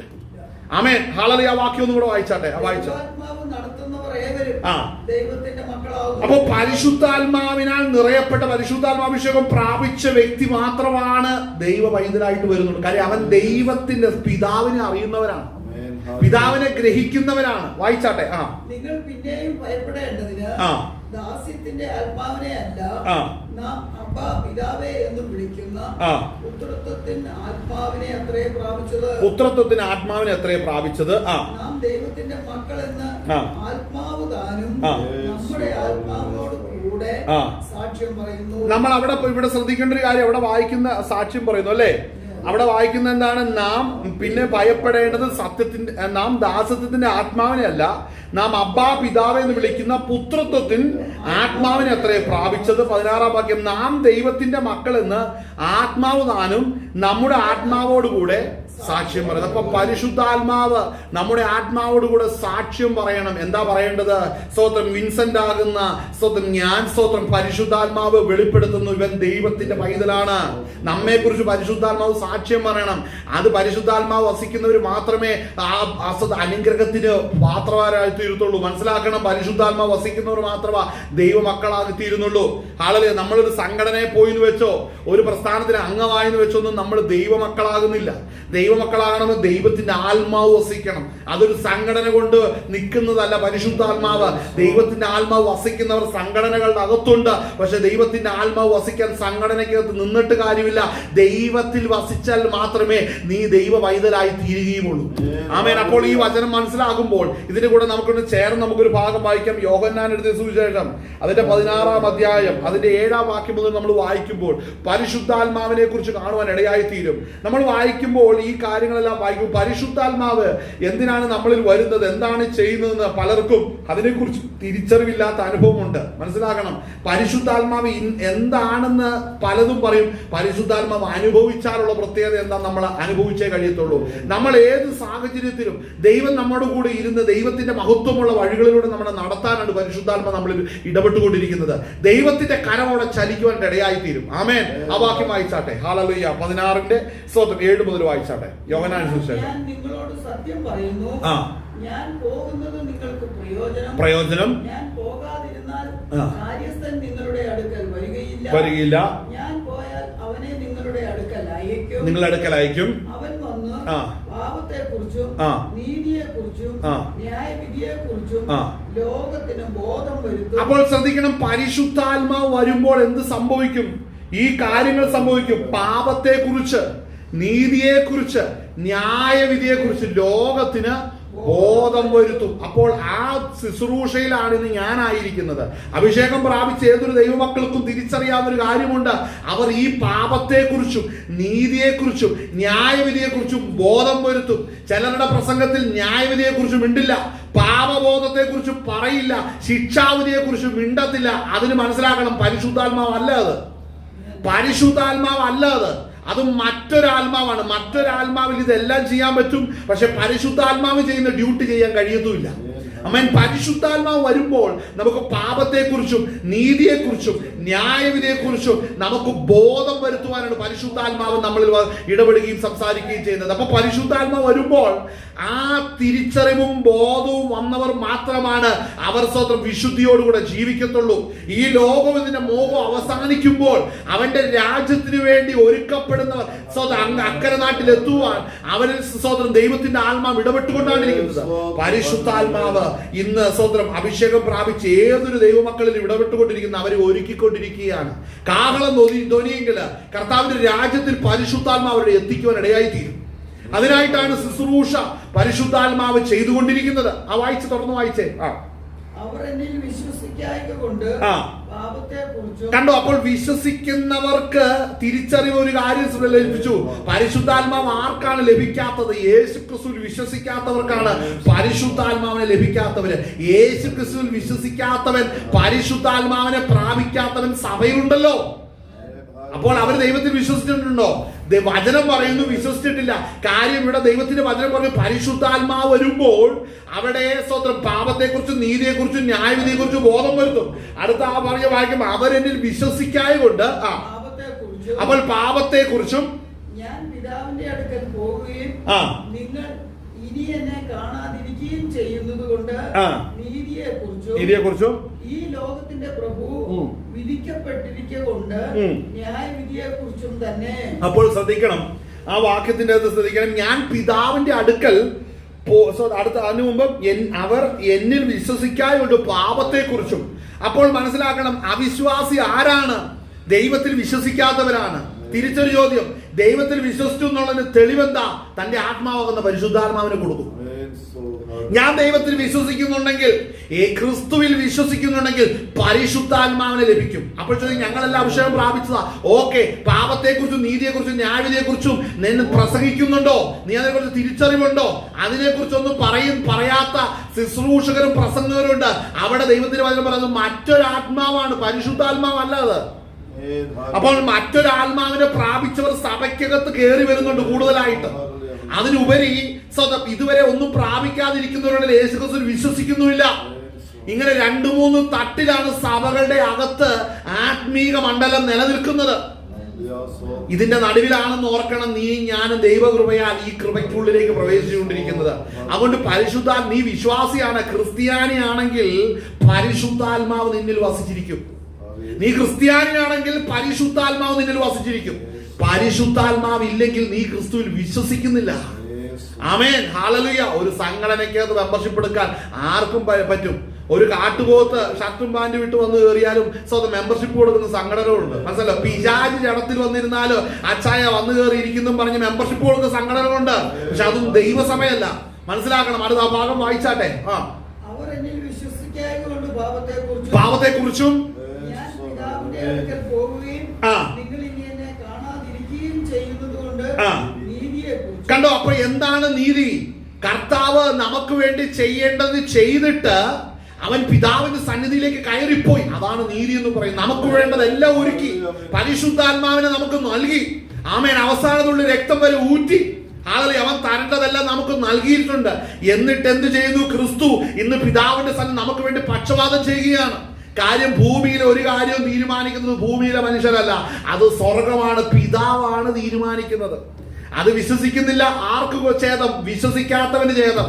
അവൻ ആയുസ്സത്തിൽ ഭൂമിയിൽ നിന്ന് അവന്റെ പ്രാണനും ആത്മാവും വേർവിടുമ്പോ കാണാം അവൻ ഇതുവരെ വാദിച്ചതിന്റെ അർത്ഥം എന്താണെന്നുള്ളത്. മനസ്സിലാക്കണമേ ക്രിസ്തീയ ജീവിതത്തിന്റെ ആഴം. നീ ആയുസ്സിൽ ബുദ്ധിമാനായിട്ട് ജീവിക്കണം. നീ ആയുസ്സിൽ ബുദ്ധിമാനായിട്ട് ജീവിക്കണം. അതാണ് ദൈവം ആഗ്രഹിക്കുന്നത്. ദൈവത്തെ അന്വേഷിക്കുന്ന ബുദ്ധിമാനുണ്ടോ എന്ന് കാണുമ്പോൾ ദൈവം സ്വർഗത്തിൽ നിന്ന് നോക്കുകയാണ്. അവിടെ എന്നെ നിന്നെ കാണണം. എങ്ങനെ എന്നെ നിന്നെ കാണുന്നത്? കർത്താവ് ആരുടെ മേലാണ് ദൃഷ്ടി വെക്കുന്നതെന്നറിയാവോ? തന്റെ ആത്മാവ് വസിക്കുന്ന വൃതന്മാരുടെ മേലാണ് കർത്താവ് ദൃഷ്ടി വെക്കുന്നുള്ളൂ. ഹല്ലേലൂയ. എന്നാൽ തന്റെ ആത്മാവില്ലാത്തവന്റെ മേൽ പിതാവ് നോക്കുന്നില്ല. ആമേൻ. അവൻ സുവിശേഷം കേട്ട് മാനസാന്തരപ്പെടുമ്പോൾ ദൈവം തന്റെ ആത്മാവിനെ പരുകയും അവൻ മാനസാന്തരപ്പെട്ട് ക്രിസ്തുവിലേക്ക് വരികയും ചെയ്യുമ്പോൾ ദൈവത്തിന്റെ ചട്ടങ്ങളെയും പ്രമാണങ്ങളെ അറിയുവാനായിട്ട് ഇടയായി തീരും. ആമേൻ. അപ്പോൾ വളരെ വലിയ ഡ്യൂട്ടിയാണ് ദൈവത്തിന്റെ ആത്മാവിനെ പാനം ചെയ്ത് അഭിഷേകം പ്രാപിച്ചൊരു ദൈവം ഇതിനുള്ളത്. കാര്യം, പാപത്തെക്കുറിച്ചും നീതിയെക്കുറിച്ചും ന്യായവിധിയെക്കുറിച്ചും വായിച്ച കംപ്ലീറ്റ് ചെയ്തേ. ഇപ്പൊ നമ്മൾ നീതിയെക്കുറിച്ച് പിതാവിന്റെ സന്നിധിയിൽ അവൻ കയറി പോകേണ്ട നീതിയെക്കുറിച്ചും അടുത്തത് ഈ ലോകത്തിന്റെ പ്രഭു വിധിക്കപ്പെട്ടിരിക്കുന്നതുകൊണ്ട്. ഈ ലോകത്തിന്റെ പ്രഭു, ശ്രദ്ധിക്കണം കേട്ടോ, ഈ ലോകത്തിൽ ഒരു പ്രഭു ഉണ്ട്. അവന്റെ പേര് പിശാച് എന്നാണ്. അവന് വിധി വന്നു കഴിഞ്ഞു. കാരണം എന്നാ? മരണത്തിന്റെയും പാതാളത്തിന്റെയും താക്കോൽ ഇന്ന് ക്രിസ്തുവിന്റെ കയ്യിലാണ് ഇരിക്കുന്നത്. അവൻ മരണത്തെയും പാതാളത്തെയും ജയിച്ചു കഴിഞ്ഞു. സാത്താന്റെ തലയെ ക്രിസ്തു തകർത്തു കഴിഞ്ഞു. അത് നിമിത്തം അവന്റെ മേൽ ന്യായവിധി കൽപ്പിച്ചിട്ടാണ് ഇന്നേക്ക് 2000 വർഷം മുമ്പ് കർത്താവ് സ്വർഗത്തിലേക്ക് പോയിരിക്കുന്നത്. അപ്പോൾ അതിന് പൂർത്തീകരണം വന്നിരിക്കുന്നു. ഇന്ന് സാത്താന്റെ പ്രവൃത്തിയുടെ പിന്നാലെ പോകുന്നവർ അവനോടുകൂടെ ശിക്ഷിക്കപ്പെടും കേട്ടോ. അതുകൊണ്ട് അവന്റെ പ്രവൃത്തികൾ ഒഴിഞ്ഞ പാപം ചെയ്യുന്നവെല്ലാം പിശാചിന്റെ സന്തതിയാവുന്നു. അല്ലേ? പാപം ചെയ്യുന്ന എല്ലാ മനുഷ്യനും സാത്താന്, പിശാച് എന്ന ഭോഷ്കിന്റെ അപ്പനാണ് അവന്റെ അപ്പൻ എന്ന് ദൈവത്തിന്റെ വചനം പറയുന്നു.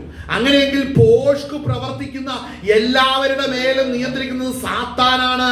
സാത്താൻ അവരെ ഭരിക്കുന്നു. പാപം ചെയ്യുന്ന ഏതൊരു മനുഷ്യനെയും ഭരിക്കുന്നത് സാത്താനാണ്. അപ്പോൾ ആ സാത്താനെ കർത്താവായ യേശു ക്രിസ്തു കാൽവരിയിൽ തകർക്കപ്പെട്ടതിന്റെ ശരീരയാഗ നിമിത്തം സ്തോത്രം എന്നേക്ക് നീക്കിക്കളഞ്ഞിരിക്കുകയാണ്. അപ്പോൾ കർത്താവായ യേശു ക്രിസ്തു ഇതിനെ കുറിച്ച് കർത്താവായ യേശു ക്രിസ്തു ഇവിടെ പറയുന്നതാണ്. എന്താണ് പറഞ്ഞത്? ലോകത്തിന്റെ പ്രഭു. ആ വാക്യം ഒന്നുകൂടെ വായിച്ചേ. ഈ ലോകത്തിന്റെ പ്രഭു വിധിക്കപ്പെട്ടിരിക്കുന്നതുകൊണ്ട് ന്യായവിധിയെ കുറിച്ചും തന്നെ ഇനിയും വളരെ നിങ്ങളോട് പറയുവാനുണ്ട്, എന്നാൽ നിങ്ങൾക്ക് ഇപ്പോൾ വഹിക്കുവാൻ കഴിവില്ല. അപ്പോൾ കർത്താവായ യേശു ക്രിസ്തുവിൽ വിശ്വസിക്കുന്ന ഒരുവന് സാത്താനെ പേടിക്കേണ്ട യാതൊരു കാര്യവുമില്ല. സാത്താനെ പേടിക്കേണ്ട യാതൊരു കാര്യവുമില്ല. കാര്യം, സാത്താനെ വിധിച്ചവനാണ് നമ്മുടെ കർത്താവ്. ആമേൻ. അവന്റെ എല്ലാ പ്രവൃത്തികളും വിധിച്ചവനാണ്. നമ്മെ തോടാൻ കർത്താവ് അനുവദിക്കാതെ ഒരു സാത്താന ശക്തിയും ഒരു ദൈവ വൈതലിൽ തുടരുത്. ആരാണ് ദൈവ വൈതൽ? അഭിഷേകം പ്രാപിച്ചവനാണ് ദൈവ വൈതൽ. സംഘടനയ്ക്കകത്ത് പേരുള്ളവൻ സംഘടനയ്ക്കകത്ത് ഒരു മെമ്പറാണ്. ദൈവ വൈതൽ ദൈവത്തിന്റെ ആത്മാവ് വസിക്കുന്നവനാണ് ദൈവ വൈതൽ എന്ന് പറയുന്നത്. സാത്താൻ അവനെ തോടുവാൻ കിട്ടുന്നില്ല. കാരണം എന്നാ? സാത്താനെ ജയിച്ചവനാ കൂടെ നിൽക്കുന്നത്. ആമേൻ. കർത്താവ് അനുവദിക്കണം. ആമേൻ. മനസ്സിലാക്കണം. പത്രോസിന്റെ കാര്യത്തെ കുറിച്ച് പറഞ്ഞപ്പോൾ കർത്താവ് പറഞ്ഞു അവന്റെ വിശ്വാസം പോയി പോകാതിരിക്കണമെന്ന് അപേക്ഷിച്ചു, നടന്നില്ല. അപ്പൊ ഒരിക്കൽ ഇയ്യോബിന്റെ കാര്യത്തെ കുറിച്ച് പറഞ്ഞപ്പോൾ അത് അനുവദിച്ചു കൊടുത്തു. കർത്താവ് അനുവദിക്കാതെ തന്റെ ഭക്തന്മാരെ തൊടുവാൻ സാത്താന് കഴിയത്തില്ല. സാത്താന്റെ സ്വന്തം തീരുമാനമോ മറ്റൊരുവന്റെ പരപ്രേരണ എന്നുകൊണ്ട് ദൈവമക്കളുടെ നേർക്ക് സാത്താന് വന്ന് പ്രവർത്തിക്കാൻ സാധിക്കത്തില്ല. ആമേൻ. അങ്ങനെ ആ തിരിച്ചറിവുള്ളവരും ആ വിശ്വാസം ഉള്ളവരുമാണ് ദൈവമക്കൾ. അത് ഉള്ളത് കൊണ്ടാണ് വിശ്വസിക്കുന്നത്. മനസ്സിലാവുന്നുണ്ടോ? അല്ല വിശ്വസിച്ചിട്ട് ഉണ്ടാക്കുകയല്ല ചെയ്യുന്നത്. ഉള്ള കാര്യം വിശ്വസിക്കാനാണ് ദൈവത്തിന് വചനം പറയുന്നത്. അപ്പോൾ മനസ്സിലാക്കണം, കർത്താവ് സ്വർഗത്തിലേക്ക് പോയി. ഈ ലോകത്തിന്റെ പ്രഭു വിധിക്കപ്പെട്ടിരിക്കുന്നു. അതുകൊണ്ട് മനസ്സിലാക്കണം, ലോകത്തിൽ സാത്താന് കർത്താവായ യേശുക്രിസ്തു വിധിച്ചിരിക്കുന്നെങ്കിൽ അവന്റെ ന്യായവിധി അടുത്തു വരികയാണ്. അപ്പോൾ അതിന് മുന്നോടിയായിട്ട് നമ്മൾ ഇവിടെ ചെയ്തു തീർക്കേണ്ട ചില കാര്യങ്ങളുണ്ട്. ലോകത്തിന് ബോധം വരുത്തേണ്ട ചില കാര്യങ്ങളുണ്ട്. വരുവാൻ പോകുന്ന അവസ്ഥയെ കുറിച്ച് വെളിപ്പെടുത്തേണ്ട കാര്യമുണ്ട്. അത് നമ്മുടെ റെസ്പോൺസിബിലിറ്റിയാണ്. അത് ഓരോരുത്തരുടെ മേൽ വിളിച്ചിരിക്കുന്ന വേലയ്ക്കനുസരിച്ച് അവർ ചെയ്യുവാനായിട്ട് ഇടയായി തീരും. ആമേൻ. അടുത്ത വാക്യം വായിച്ചാട്ടെ. സത്യത്തിന്റെ ആത്മാവ് വരുമ്പോഴോ അവൻ നിങ്ങളെ സകല സത്യത്തിലും വഴി നടത്തും. ഏത് വാക്യം വായിക്കുന്നേ? 13. വായിച്ച. സത്യത്തിന്റെ ആത്മാവ് വരുമ്പോഴോ അവൻ നിങ്ങളെ സകല സത്യത്തിലും വഴി നടത്തും. ഈ 3 കാര്യങ്ങൾ അതിന്റെ അകത്ത് ഉണ്ടാകണം. ആ യാഥാർത്ഥ്യത്തിൽ ഉണ്ടായിരിക്കണം. ഒന്നാമത്തെ കാരണം എന്താണ്? നമ്മൾ വായിച്ചെന്താണ്? ഒന്നാമത്തെ റീസൺ എന്താണ്? സ്തോത്രം. പാപത്തെ കുറിച്ചും നീതിയെ കുറിച്ചും ന്യായവിധിയെ കുറിച്ചും. ഓക്കെ, 3 കാര്യം. അത് എന്താണ്? എക്സ്പ്ലനേഷൻ എന്താണ്? പാപം എന്താണ്? സ്തോത്രം. അവിടെ നമ്മൾ വായിച്ചെന്താണ്? സ്തോത്രം. അവർ എന്നിൽ വിശ്വസിക്കായ കൊണ്ട് പാപത്തെ കുറിച്ചും. അടുത്തത് സ്തോത്രം, ഞാൻ പിതാവിന്റെ അടുക്കൽ പോകുകയും നിങ്ങൾ എന്നെ ഇനി കാണാതിരിക്കുകയും ചെയ്യുന്നത് കൊണ്ട് നീതിയെ കുറിച്ചും വിധിക്കപ്പെട്ടിരിക്കുന്നുണ്ട് ന്യായവിധിയെ കുറിച്ച്. ഈ 3 കാര്യം നമ്മൾ തിരിച്ചറിയണം. ലോകര് ക്രിസ്തുവിൽ വിശ്വസിക്കുന്നില്ല. വിശ്വസിച്ചാൽ അവനിൽ പരിശുദ്ധാത്മാവിനെ പകരും. അതുകൊണ്ട് വിശ്വസിക്കുന്നവരിലാണ് പരിശുദ്ധാത്മാവിനെ പകർന്നിരിക്കുന്നത്. അത് പരിശുദ്ധാത്മാവിനെ പാനം ചെയ്തവർ, പരിശുദ്ധാത്മാവിനെ പ്രാപിച്ചവർ മാത്രമാണ് അത് തിരിച്ചറിയുന്നുള്ളൂ. അടുത്തത് രണ്ടാമത്തെ കാര്യം നമ്മൾ വായിച്ചെന്താണ്? നീതി എന്താണ്? ഈ സ്തോത്രം കർത്താവായ യേശുക്രിസ്തു പറഞ്ഞിരിക്കുന്നത് എന്താണ്? അവിടെ പറഞ്ഞിരിക്കുന്നത്, ഞാൻ എന്റെ പിതാവിന്റെ അടുക്കൽ പോകുകയും നിങ്ങൾ ഇനി എന്നെ ചെയ്യുന്നത് കൊണ്ട് നീതിയെ കുറിച്ചും. അടുത്തത് ന്യായവിധിയെ കുറിച്ച്, അല്ലെ? അപ്പോൾ മനസ്സിലാക്കണം, ലോകര് ക്രിസ്തുവിൽ വിശ്വസിച്ചിട്ടില്ല, അതുകൊണ്ട് അവർ പാപത്തിലായിരിക്കുന്നു എന്ന അതിൽ നിന്ന് കർത്താവ് നമ്മളെ വേർപെടുത്തി. അതുകൊണ്ട് പരിശുദ്ധാത്മ നമ്മളിൽ വസിക്കുന്നു. രണ്ടാമത്തെ കാര്യം, കർത്താവായ യേശുക്രിസ്തു സ്വർഗത്തിലേക്ക് പോയിരിക്കുന്നു. നമുക്ക് വേണ്ടി പക്ഷപാതം ചെയ്യുന്നു പിതാവിന്റെ സന്നിധിയിൽ. അത് നിമിത്തം അവന്റെ നീതിയാണ് നമുക്ക് വെളിപ്പെടുത്തിക്കൊണ്ടിരിക്കുന്നത്. അപ്പൊ നമ്മൾ നീതിയാകുന്ന കർത്താവ് നമുക്ക് വേണ്ടി പിതാവിന്റെ സന്നിധിയിൽ നമുക്ക് വേണ്ടി പക്ഷപാതം ചെയ്യുന്നു. അതാണ് അവന്റെ നീതി. നമുക്ക് വേണ്ടി ഒരുവൻ സ്വർഗത്തിലുണ്ട്. ഇനി ന്യായവിധി എന്താണ്? ഈ ലോകത്തിന്റെ പ്രഭുവാകുന്ന സാത്താനെ ക്രിസ്തു ന്യായം വിധിച്ചിട്ടിരിക്കുകയാണ്. അപ്പോൾ അവനെ അനുസരിക്കുകയും അവന്റെ പ്രവൃത്തി ചെയ്യുന്നവരെല്ലാം അവനോടുകൂടെ ശിക്ഷിക്കപ്പെടുവാൻ പോവുകയാണ്. അതിൽ നിന്ന് നിന്നെയും എന്നെയും വേർപെടുത്തിയിരിക്കുന്നത് പരിശുദ്ധാത്മാവിനെ മുദ്ര ചെയ്തുകൊണ്ടാണ്. അപ്പോൾ നാം ദൈവത്തിലുള്ളവരായി നിലനിൽക്കുന്നതിന് കാരണം ദൈവത്തിന്റെ ആത്മാവ് നമ്മളെ വസിക്കുന്നത് കൊണ്ട് മാത്രമാണ്. അടുത്ത വാക്യം വായിച്ചാട്ടെ. അവന്റെ ആത്മാവ് വരുമ്പോഴോ അവൻ നിങ്ങളെ സകല സത്യത്തിലും നമ്മെ വഴി നടത്തും. അടുത്തത് ഇവിടെ ശ്രദ്ധിക്കണം, പരിശുദ്ധാത്മാവിന്റെ ഡ്യൂട്ടി ശ്രദ്ധിക്കണം. നമ്മളിൽ നിന്ന് പരിശുദ്ധാത്മാവ് ഇടപെടുമ്പോൾ നമുക്ക് ഉപദേശിച്ചു തരുന്ന വചനങ്ങളെല്ലാം ക്രിസ്തുവിന്റെ വചനങ്ങളാണ്. അതിന് കാരണം, അതിന് കാതലായ കാരണം എങ്ങനെയാണ് ആ പ്രോഗ്രാം നടക്കുന്നത് എന്ന് യേശു ക്രിസ്തു തന്നെ തന്റെ വായാൽ, തന്റെ തിരുവായ് മൊഴിയാൽ ഇവിടെ വെളിപ്പെടുത്തുകയാണ്. വായിച്ചേ. പരിശുദ്ധാത്മാവ് സ്വയമായി സംസാരിക്കാതെ താൻ കേൾക്കുന്നത് സംസാരിക്കുകയും കണ്ടോ, പരിശുദ്ധാത്മാവ് വരുവാനുള്ള നിങ്ങൾക്ക് അറിയിച്ചു തരികയും ചെയ്യുന്നു. അപ്പോൾ ദൈവത്തിൽ നിന്ന് കേട്ടതാണ് നമുക്ക് വെളിപ്പെടുത്തുന്നത്. അപ്പോൾ ക്രിസ്തുവിൽ നിന്ന് കേൾക്കുന്ന ദൈവശബ്ദമായിട്ട് നമ്മുടെ ഹൃദയത്തിൽ പരിശുദ്ധാത്മാവ് വെളിപ്പെടുത്തുകയാണ്. ഇത് കേൾക്കുന്നവരെ ഓർത്തിക്കും ദൈവത്തെ മഹത്വപ്പെടുത്തുകയാണ്. അവരാ കൃപയിൽ ഇരിക്കുന്നത് കൊണ്ട് അവർക്കറിയാം അതിന്റെ മഹത്വം എന്താണെന്ന്. വായിച്ചാട്ടെ അടുത്ത ഭാഗം. കണ്ടോ, ക്രിസ്തുവിൽ നിന്ന് എടുത്ത്. അപ്പൊ ക്രിസ്തു എവിടെ ഇരിക്കുന്ന? പിതാവിന്റെ സന്നിധിയിൽ ഇരിക്കുക. പിതാവിന്റെ സന്നിധി പക്ഷപാതം ചെയ്യുകയാണ്. അപ്പോൾ നമ്മെ രക്ഷിച്ചത് ക്രിസ്തുവിന്റെ രക്തത്താലാണ്. പിതാവിന്റെ സന്നിധിയിൽ പിതാവിനോട് അപേക്ഷിച്ചപ്പോൾ പരിശുദ്ധാത്മാവിന്റെ വാഗ്ദത്തം നമ്മുടെ മേൽ പകർന്നു. അതായത് ഇച്ചിരിയുടെ വ്യക്തമായിട്ട് ഞാൻ പറഞ്ഞു കഴിഞ്ഞു. എന്റെ വിൻസെന്റ് മൈക്കിളിന്റെ അകൃത്യങ്ങളെ ക്ഷമിക്കുവാൻ യേശു ക്രിസ്തു തന്റെ രക്തം എനിക്ക് വേണ്ടി ഊറ്റിയ നിമിത്തം ഞാൻ പാപത്തിൽ നിന്ന് മോചിക്കപ്പെട്ടു. വിൻസെന്റ് മൈക്കിളിന് വേണ്ടി കർത്താവായ യേശു ക്രിസ്തു സ്വർഗത്തിലുണ്ട്, പിതാവിന്റെ സന്നിധിയിൽ പക്ഷപാതം ചെയ്തുകൊണ്ടിരിക്കുകയാണ്. അങ്ങനെ വിൻസെന്റ് മൈക്കിൾ ദൈവത്തിന്റെ പൈതലായി തീരണമെന്നുണ്ടെങ്കിൽ പിതാവ് പുത്രന്റെ ശരീരയാഗത്തിൽ വിശ്വസിച്ച വിൻസെന്റിന്റെ ഹൃദയത്തിൽ പരിശുദ്ധാത്മാവിനെ പകർന്നു. പരിശുദ്ധാത്മാവ് എന്ത് ചെയ്യുന്നു? പരിശുദ്ധാത്മാവ് എനിക്ക് വേണ്ടി മധ്യസ്ഥ ചെയ്യുന്ന ക്രിസ്തുവിന്റെ വചനങ്ങളെ എന്റെ ഹൃദയത്തിൽ വെളിപ്പെടുത്തുകയാണ്. ആ വാക്യം ഒന്നുകൂടെ വായിച്ചാട്ടെ. വായിച്ചാ വാക്യം വായിച്ചാട്ടെ. സത്യത്തിന്റെ ആത്മാവ് വരുമ്പോഴോ ആ, അവൻ നിങ്ങളെ സകല സത്യത്തിലും വഴി നടത്തും. അവൻ സ്വയമായി സംസാരിക്കാതെ, പരിശുദ്ധാത്മാവ് സ്വയമായി സംസാരിക്കാതെ, താൻ കേൾക്കുന്നത് സംസാരിക്കുകയും പരിശുദ്ധാത്മാവ് കേൾക്കുന്നത് സംസാരിക്കുകയും വരുവാനുള്ളത് നിങ്ങൾക്ക് അറിയിച്ചു തരികയും ചെയ്യും. വരുവാനുള്ളത് പരിശുദ്ധാത്മാവ് നമുക്ക് വെളിപ്പെടുത്തി തരികയും ചെയ്യുന്നു. ആ, അവൻ എനിക്കുള്ളതിൽ നിന്ന് എടുത്ത്, കണ്ട, ക്രിസ്തുവിൽ നിന്ന് എടുത്ത് നിങ്ങൾക്ക് അറിയിച്ചു തരുന്നത് കൊണ്ട്, പരിശുദ്ധാത്മാവ് നമുക്ക് അറിയിച്ചു തരുന്നത് കൊണ്ട് എന്നെ മഹത്വപ്പെടുത്തും. കണ്ടോ, അപ്പോൾ നമ്മൾ മഹത്വപ്പെടുത്തുന്നത് എനിക്ക് വെളിപ്പെടുത്തി തന്ന ക്രിസ്തുവിന്റെ ജ്ഞാനത്തെയും സ്നേഹത്തെയും ഓർത്താണ് നമ്മൾ ആരാധിക്കുന്നത്. അതിനൊരിക്കൽ അവൻ ഇവിടെ വന്ന് കഷ്ടം സഹിച്ചു. അതാണ് നമ്മുടെ ആരാധനയുടെ കാതൽ എന്ന് പറയുന്നത്. വായിച്ചേ. ആ, പിതാവിനുള്ളതൊക്കെയും, കണ്ടോ, സ്വർഗത്തിലെ പിതാവിനുള്ളതൊക്കെയും എനിക്കുള്ളത്. കണ്ടോ, ഇതാണ് നമ്മൾ ഇത് തിരിച്ചറിയണം. പിതാവ്, അപ്പോൾ സാത്താന് നമ്മുടെ മേൽ അധികാരമില്ല, ലോകത്തിന് നമ്മുടെ മേൽ അധികാരമില്ല.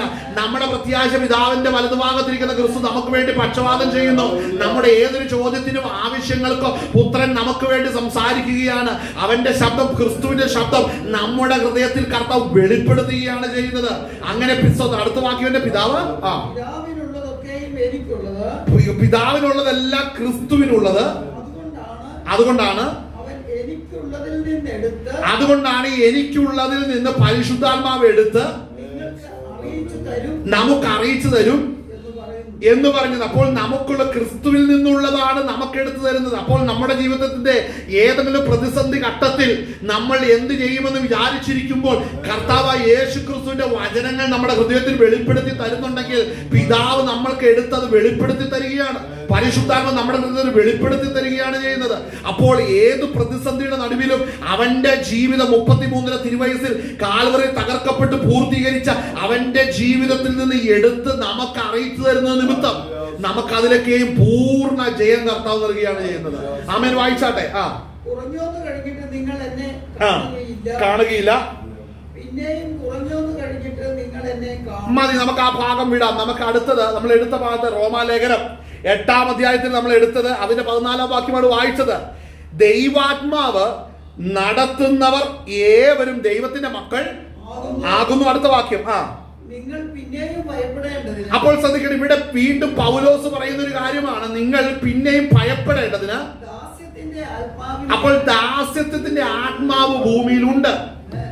അഭിഷേകം പ്രാപിച്ച ഒരു ദൈവ പൈതലിൽ കർത്താവ് എന്തൊക്കെ വെളിപ്പെടുത്തും? ഒന്നാമത് പാപത്തെക്കുറിച്ചും നീതിയെക്കുറിച്ചും ന്യായവിധിയെക്കുറിച്ചും.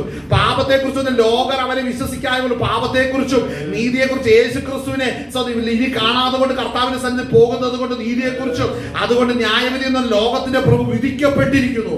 ഈ 3 കാര്യം നമ്മുടെ മനസ്സിൽ എപ്പോഴും വേണം. അതുകൊണ്ട് നമ്മൾ ലോകത്തോട് കൂടെ നമ്മൾ ഇടപെടരുത്, നമ്മൾ അവരോട് കൂടെ ഇണയില്ലാപ്പെട്ട് നമ്മൾ ചേരാൻ പോകരുത്. കാര്യം അവരിൽ പാപമുണ്ട്. അവരിൽ നിന്നാണ് നമ്മളെ വീണ്ടെടുത്തിരിക്കുന്നത് കർത്താവ്. അടുത്തത് കർത്താവ് യേശു ക്രിസ്തു പിതാവിന്റെ സന്നിധി പോയിരിക്കുന്നു. അവൻ നമുക്ക് വേണ്ടി പക്ഷപാതം ചെയ്യുന്നു. മൂന്നാമത് പരിശുദ്ധ കർത്താവായ യേശു ക്രിസ്തുവിനെ കുറിച്ച് ഇവിടെ കർത്താവ് യേശു ക്രിസ്തു പറഞ്ഞിരിക്കുന്നത് എന്നാണ്, ലോകത്തിന്റെ അധിപതിയാകുന്ന സാത്താനെ കർത്താവായ യേശു ക്രിസ്തു വിധിച്ചിരിക്കുകയാണ്. അപ്പോൾ ഇത് 3 നമുക്ക് വെളിപ്പെടുത്തി തരുന്ന പരിശുദ്ധാത്മാവാ. എന്നാൽ ദാസ്യത്വത്തിന്റെ ആത്മാവുണ്ട്, അത് ഭയത്തിന്റെ ആത്മാവാ. ഭയത്തിന്റെ ആത്മാവ് അകത്ത് കയറിയ ഈ തിരിച്ചറിവ് നൽകത്തില്ല. അതുകൊണ്ടാണ് കുറെ പേര് അന്യഭാഷ പറയും, കൈയടിക്കും, തുള്ളും ചാടും, പക്ഷേ വചനം ചോദിച്ച ഒരു വക അറിയാൻ മേലാത്തത് ദാസ്യത്വത്തിന്റെ ആത്മാവാണ് കയറിയിരിക്കുന്നത്. വായിച്ചാട്ടെ. ആ, നിങ്ങൾ പിന്നെയും ഭയപ്പെടേണ്ടതിന് ദാസ്യത്തിന്റെ ആത്മാവിനെ അല്ല, നാം അബ്ബാ പിതാവേ എന്ന് വിളിക്കുന്ന പുത്രത്വത്തിന്റെ ആത്മാവിനെ അത്രേ പ്രാപിച്ചത്. പുത്രത്വത്തിന്റെ ആത്മാവിനെ അത്രേ പ്രാപിച്ചത്. ദൈവത്തിന്റെ മക്കൾ എന്ന് ആത്മാവ് താനും നമ്മുടെ ആത്മാവോട് കൂടെ സാക്ഷ്യം പറയുന്നു. അപ്പൊ ആത്മാവ് തന്നെ നമ്മുടെ ആത്മാവിനോട് സാക്ഷ്യം പറയും. അതെങ്ങനെയാന്ന് നമ്മൾ അവിടെ യോഹന്നാന്റെ സുവിശേഷത്തിൽ നമ്മൾ കണ്ടു, 16-ാം അധ്യായത്തിൽ നമ്മൾ കണ്ടു അല്ലെ. പുത്രനിലുള്ള എടുത്ത് നമുക്ക് പരിശുദ്ധാത്മാവ് വെളിപ്പെടുത്തി തരുന്നു. അത് നമ്മളിൽ വെളിപ്പെടുത്തി നമ്മുടെ ഹൃദയത്തോട് പരിശുദ്ധാത്മാവ് സംസാരിക്കുന്നിടത്തോളം നമുക്കൊരു ഭയത്തിന്റെ ആവശ്യമില്ല. ഇത് നമ്മൾ അപ്പോൾ കേട്ടുകൊണ്ടിരിക്കും. ദൈവശബ്ദം നമ്മുടെ ഹൃദയത്തിൽ കേട്ടുകൊണ്ടാണ് ഇരിക്കുന്നത്. അതുകൊണ്ടാണ് അവിടെ പറയുന്നത് ദൈവം അവിടെ വായിച്ചെന്താണ്, നാം ദൈവത്തിന്റെ മക്കളെന്ന് ആത്മാവ് താനും നമ്മുടെ ആത്മാവോടുകൂടെ സാക്ഷ്യം പറയും. കണ്ടോ, പരിശുദ്ധാത്മാവ് നമ്മുടെ ആത്മാവിനോടുകൂടെ സാക്ഷ്യം പറയുന്നു. പരിശുദ്ധാത്മാവ് നമുക്ക് ഉറപ്പ് നൽകുകയാണ്, മകനെ നിന്നെ കർത്താവ് വീണ്ടെടുത്തിരിക്കുകയാണ്.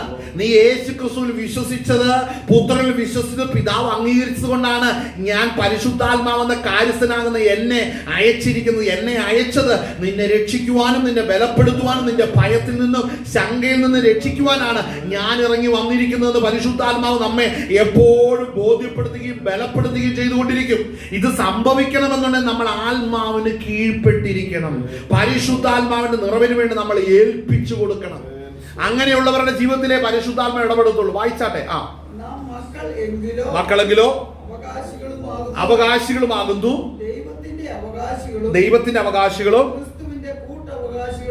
ക്രിസ്തുവിന്റെ കൂട്ടവകാശികളും തന്നെ.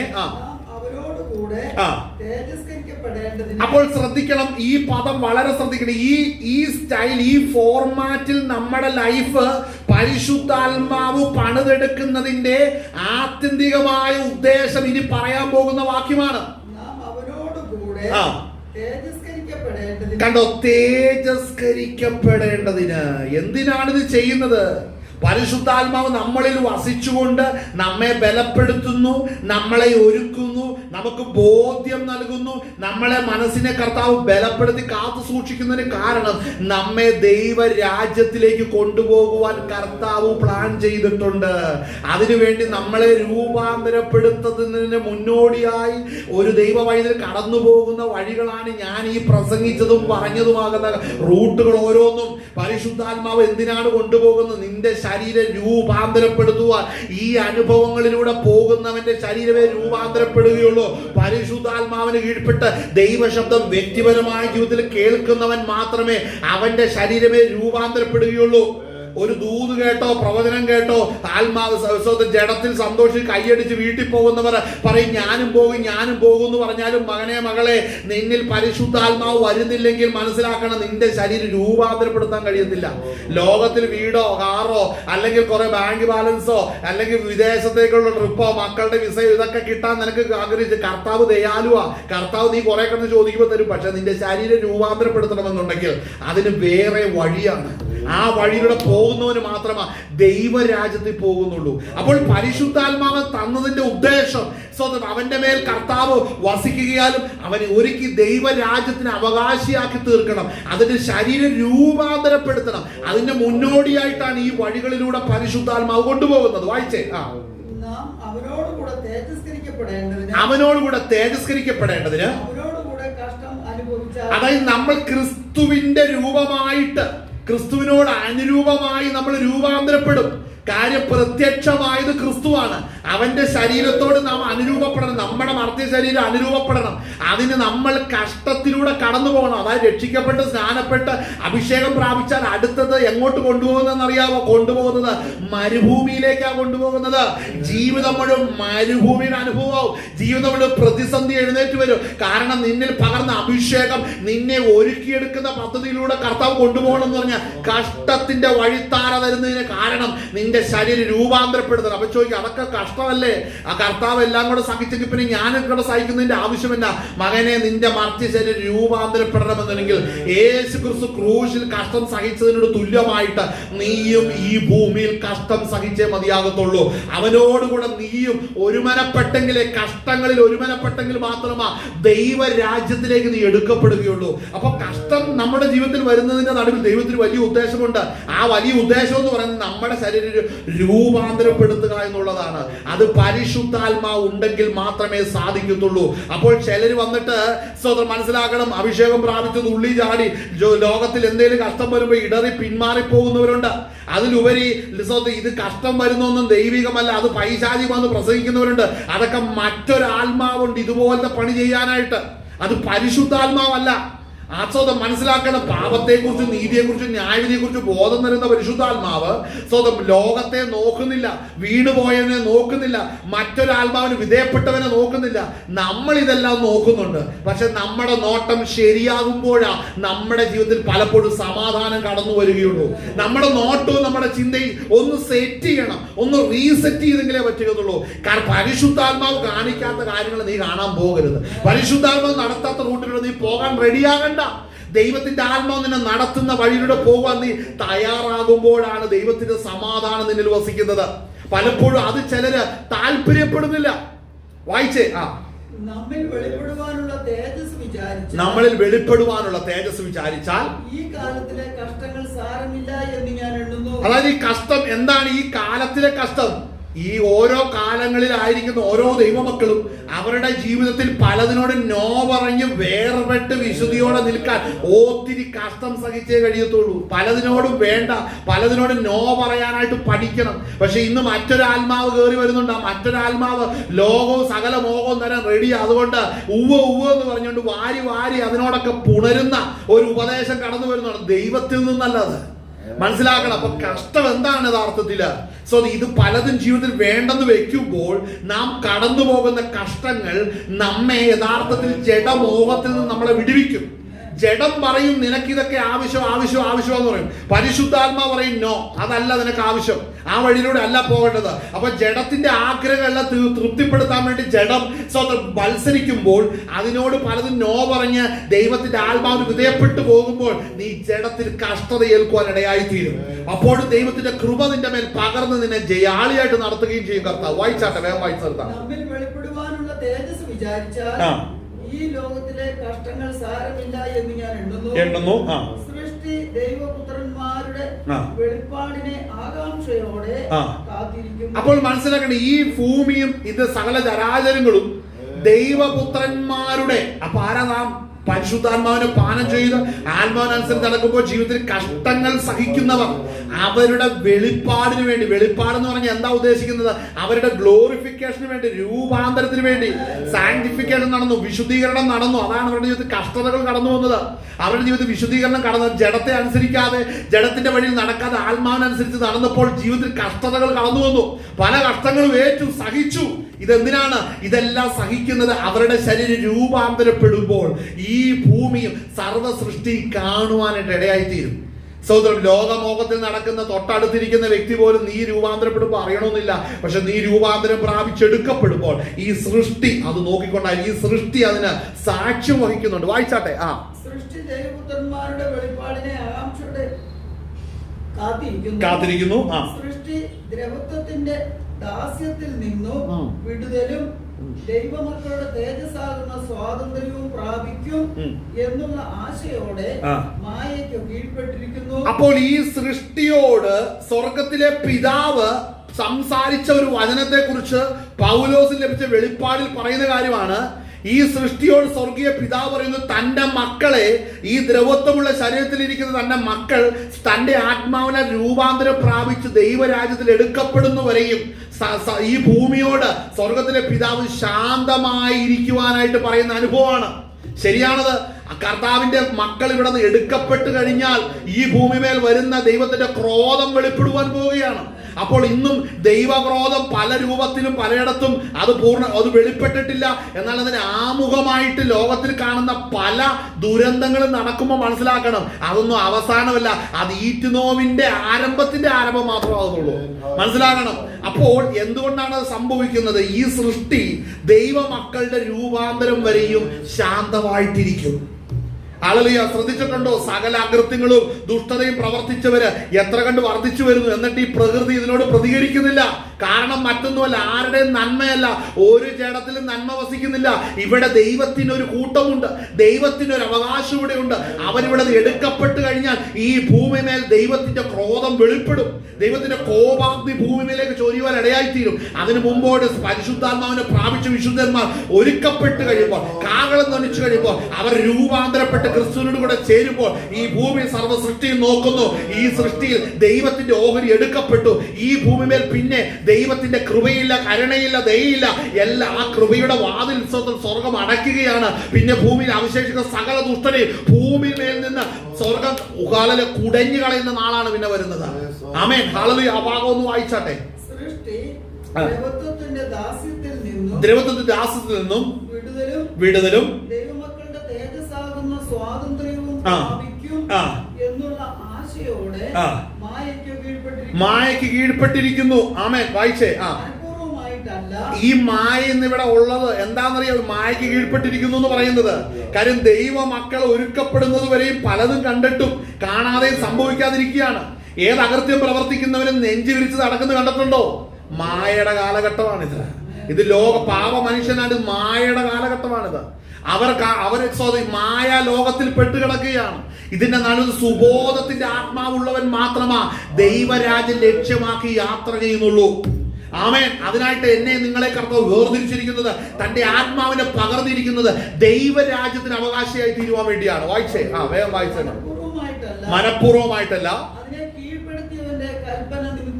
സ്വർഗീയ അത് കീഴ്പ്പെടുത്തിയവന്റെ കൽപ്പന കീഴ്പ്പെടുന്നത് ക്രിസ്തുവാണ്. അപ്പൊ കർത്താവിന്റെ കൽപ്പനയാണിത്. വായിച്ചേ.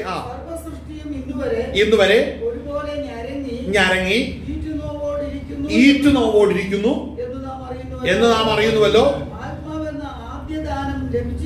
കണ്ടോ, ശ്രദ്ധിക്കണം കേട്ടോ. ഇതിൽ നിന്ന് ഒരു കൂട്ടർക്കും മാത്രമാ ഒഴിവുള്ളൂ.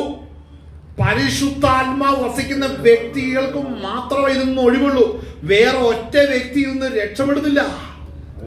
വേറൊരു മനുഷ്യൻ പോലും ഇതിൽ നിന്ന് രക്ഷ പ്രാപിക്കുന്നില്ല.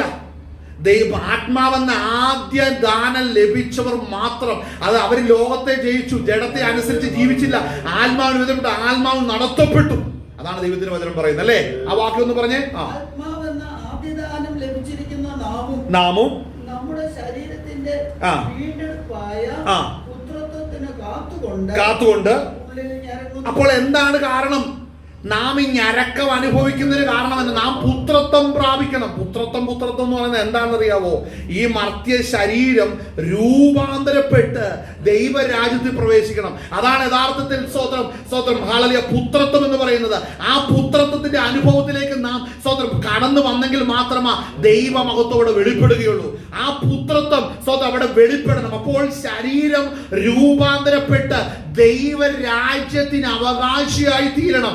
അതിനാണ് പരിശുദ്ധാത്മാവ് ഇന്ന് ഇടപെട്ടുകൊണ്ടിരിക്കുന്നത്. അപ്പോൾ രൂപാന്തരം പ്രാപിക്കുന്ന ഏതൊരു ദൈവമക്കൾക്കും പറയുവാൻ സാധിക്കുന്ന ഒരു കാര്യമുണ്ട്. എന്നിൽ പരിശുദ്ധാത്മാവ് ഇടപെടുന്നത് കാഹളം ധ്വനിക്കുമ്പോൾ എന്റെ ശരീരം രൂപാന്തരപ്പെട്ട് ക്രിസ്തു എങ്ങനെ ഇരിക്കുന്നോ അങ്ങനെ എടുക്കപ്പെടുന്നവന് രൂപാന്തരം പ്രാപിക്കുക എന്നുള്ള വലിയ പദ്ധതിക്കായിട്ടാണ് സ്വർഗ്ഗം അവിടെ ഒരുക്കിക്കൊണ്ടിരിക്കുന്നത്. അതിന്റെ പേരാണ് പുത്രത്വം എന്ന് പറയുന്നത്. അല്ലാതെ വെറും ഒരു പദമല്ല. അതിന്റെ അർത്ഥവും അതിന്റെ യഥാർത്ഥമായിട്ടുള്ള നിർവൃത്തിയും അതിന്റെ നിവൃത്തി എന്ന് പറയുന്നത് മർത്യ മനുഷ്യൻ ക്രിസ്തു ഇരിക്കുന്നത് പോലെ ശരീരം തേജസ് പ്രാപിക്കുകയാണ് ചെയ്യുന്നത്. അതാണ് പുത്രത്വം പ്രാപിക്കുന്നത് വരെ. അപ്പോൾ മണ്ണിൽ നിന്ന് എടുക്കപ്പെട്ട തേജസ് നഷ്ടപ്പെട്ട ആദാമിന്റെ സന്തതികൾ ക്രിസ്തുവിന്റെ രക്തത്താൽ കഴുകപ്പെട്ട ദൈവമക്കൾ ഹല്ലേലൂയ തന്റെ ആത്മാവിനെ വീണ്ടും ഭൂമിമേൽ പകർന്നപ്പെട്ടപ്പോൾ ഭൂമിയിൽ സാക്ഷ്യം വഹിക്കുകയാണ്. തേജസ് നഷ്ടപ്പെട്ട് ഏദനിൽ നിന്ന് ഇറങ്ങിപ്പോയ മാനവരാശിക്ക് പകരമായിട്ട് വീണ്ടും ദൈവത്തിന്റെ ആത്മാവിനെ പ്രാപിച്ച് മടങ്ങി ചെല്ലുന്ന ഒരു വലിയ ദൈവ പ്രവൃത്തിയാണ് നമ്മൾ ഇവിടെ കാണുന്നത്. അപ്പോൾ ഭൂമി ഇതിനെല്ലാം സാക്ഷ്യമാണ്. ഏദൻ തോട്ടത്തിൽ നിന്ന് തേജസ് പ്രാപിച്ച മനുഷ്യൻ തേജസ് നഷ്ടപ്പെട്ട് തോട്ടത്തിൽ നിന്ന് പുറത്തപ്പെട്ടപ്പോൾ ഭൂമി അതിന് സാക്ഷിയാണ്. അങ്ങനെ ഇരുന്നപ്പോൾ പെന്തക്കോസ് നാള് ഇന്നേക്ക് 2000 വർഷം മുമ്പ് പരിശുദ്ധാത്മാവിനെ പകരപ്പെട്ട് ഒരുക്കപ്പെട്ടപ്പോൾ അവർ കൂടിയിരുന്ന 120 പേരുടെ നടുവിൽ വെളിപ്പെട്ട ദൈവാത്മാവിനെ കണ്ട് ഈ ഭൂമി നടക്കുവാൻ ഇടയായി തീർന്നെങ്കിൽ മനസ്സിലാക്കണം, ദൈവത്തിന്റെ വലിയ പദ്ധതിയാണ് അവിടെ വെളിപ്പെട്ടുകൊണ്ടിരിക്കുന്നത്. തുറന്നു വായിച്ചാട്ടെ. ഹല്ലേലൂയ. ആത്മാവെന്ന ആദ്യ ദാനം ലഭിച്ചിരിക്കുന്ന നാമും നമ്മുടെ ശരീരത്തിന്റെ വീണ്ടെടുപ്പായ പുത്രത്വത്തിന് കാത്തുകൊണ്ട് ഉള്ളിൽ ഞരങ്ങുന്നു. അപ്പോൾ പ്രത്യാശ എന്ന 3 കാര്യം നമ്മൾ ആദ്യം പറഞ്ഞത് പാപത്തെ കുറിച്ചും നീതിയെ കുറിച്ചും ന്യായവിധിയെ കുറിച്ചും. യേശുക്രിസ്തുവിൽ വിശ്വസിക്കുന്നവൻ ലോകത്തിൽ നിന്ന് വേർപെട്ടിരിക്കുന്നു. രണ്ടാമത്തെ കാര്യം നീതിയെ കുറിച്ച്, പുത്രൻ സ്വർഗത്തിലേക്ക് കയറിപ്പോയി പിതാവിന്റെ സന്നിധി നമുക്ക് വേണ്ടി പക്ഷപാതം ചെയ്യുന്നു. മൂന്നാമത്തെ ന്യായവിധി, ഈ ലോകത്തിന്റെ പ്രഭു വിധിച്ചിരിക്കുന്നു. ഇത് 3 തിരിച്ചറിയുന്നവരാണ് ദൈവ പൈതൽ എന്ന് പറയുന്നത്. അപ്പോൾ നമ്മൾ വായിക്കുമ്പോൾ ഹല്ലേലൂയ പ്രത്യാശയാലല്ലോ നാം രക്ഷിക്കപ്പെട്ടിരിക്കുന്നത്. അപ്പോൾ ഈ തിരിച്ചറിവ് ലഭിച്ചവൻ അവന്റെ ശരീരത്തിൽ രൂപാന്തരത്തിന് വേണ്ടി ജഡത്തെ അനുസരിക്കാതെ ആത്മാവിനെ നടത്തപ്പെടുമ്പോൾ ഗുണമില്ലാതിരുന്ന മർത്യ ശരീരത്തെ നോക്കിക്കൊണ്ട് ഭൂമി പറയും, ഈ ശരീരങ്ങൾ രൂപാന്തരപ്പെടുന്നത് വരെ അടങ്ങി പാർക്കുക. അതാണ് സ്തോത്രം ഈ ശരീരത്തെ കുറിച്ച് ലോകത്തിൽ സ്തോത്രം സ്വർഗത്തിലെ ദൈവം പദ്ധതിയിട്ടിരിക്കുന്ന പദ്ധതികൾ ഓരോന്നോ. അല്ലെങ്കിൽ ഈ ശരീരം രൂപാന്തരപ്പെടുന്നത് വരെ സ്വസ്ഥമായി പാർക്കുക, മായയ്ക്ക് കീഴ്പ്പെട്ട് കിടക്കുകയാണ്. ആമേൻ. വായിച്ച അടുത്ത വാക്യം. അപ്പോൾ മനസ്സിലാക്കണം, ജഡം കാണുന്നത് കേട്ടുകൊണ്ട് ഒരു അഭിഷേകം പ്രാപിച്ചവൻ പ്രത്യാശിക്കണ്ട. അവനിൽ ഇരിക്കുന്ന ആത്മാവ് അവന് സ്വർഗത്തെ വെളിപ്പെടുത്തും. അവനെ എത്തിക്കേണ്ടതിന് പരിശുദ്ധാത്മാവ് അവന് ഉപദേശിച്ച് വഴി നടത്തും. ആ ഉപദേശത്തിൽ വെളിപ്പെടുന്ന പ്രത്യാശയാണ് ആത്മാവിന്റെ പ്രത്യാശ എന്നുള്ളത്. അത് ലഭിച്ചവൻ ആരും ലജ്ജിച്ചു പോകുന്നില്ല. വായിച്ചേ. കാണാത്തതിനായി പ്രത്യാശിക്കുന്നുവെങ്കിലോ അതിനായി ക്ഷമയോടെ കാത്തിരിക്കുന്നു. അപ്പോൾ മനസ്സിലാക്കണം, രൂപാന്തരം സംഭവിക്കുന്നത് വരെ ഈ ഭൂമിയിൽ നമ്മൾ ദൈവ പൈതലിന്റെ ഹൃദയത്തിലുള്ള ആ ക്ഷമ എന്താണ്? അപ്പൊ നമ്മുടെ ഉള്ളിൽ ഈ ക്ഷമ വേണം. ഈ ക്ഷമ ജഡത്തിലില്ല, ഇത് ആത്മാവിലേ ഉള്ളൂ. ഈ ക്ഷമ ആത്മാവിലാണ് വെളിപ്പെടുന്നത്. ആത്മാവ് അസിഗ്മൻസ് നിന്റെ രൂപാന്തരം അടുത്തിരിക്കുകയാണ്, നിന്റെ വീണ്ടെടുപ്പ് അടുത്തിരിക്കുകയാണ്. അതുകൊണ്ട് നീ ഭൂമിയിൽ നിന്ന് ഉയർന്ന് അത് തേജസ് പ്രാപിച്ചു പോകുമ്പോൾ സർവ്വ സൃഷ്ടിയും അത് കാണുവാൻ ഇടയായി തീരും. ആമേൻ. ആദ്യ ഫലമായ ക്രിസ്തുവിനോടുകൂടെ ആദ്യ ഫലം ക്രിസ്തു, പിന്നെ ക്രിസ്തുവിനുള്ളവര് ദൈവരാജ്യത്തിൽ എടുക്കപ്പെടുമ്പോൾ അവന്റെ സന്നിധിയിൽ അവനോടുകൂടെ ആരാധിക്കുമ്പോൾ ഈ സൃഷ്ടിയും നോക്കിയിരിക്കുകയാണ്. ദൈവത്തിന്റെ ആത്മാവ് വസിക്കുന്ന വിശുദ്ധന്മാരെ മനസ്സിലാക്കണം. ഇവിടെ പൗലോസ് ആത്മാവിൽ വെളിപ്പെടുത്തുന്ന ഒരു കാര്യം ഈ ഭൂമിക്ക് കാണുവാൻ സാധിക്കുന്നുണ്ട്. ദൈവാത്മാവ് ഏത് മൺകൂടാരത്തിലാണ് ഇരിക്കുന്നതെന്ന് ഈ ഭൂമിക്ക് കാണാൻ കഴിയുന്നുണ്ട്. മനസ്സിലാക്കണം. അപ്പൊ ഏത് മൺകൂടാരമാണ് ദൈവഹിതപ്രകാരം ഒരുക്കപ്പെട്ടുകൊണ്ടിരിക്കുന്നതെന്ന് ദൈവം കണ്ടുകൊണ്ടാണ് ഇരിക്കുന്നത്, ഭൂമി കണ്ടുകൊണ്ടാണ് ഇരിക്കുന്നത്.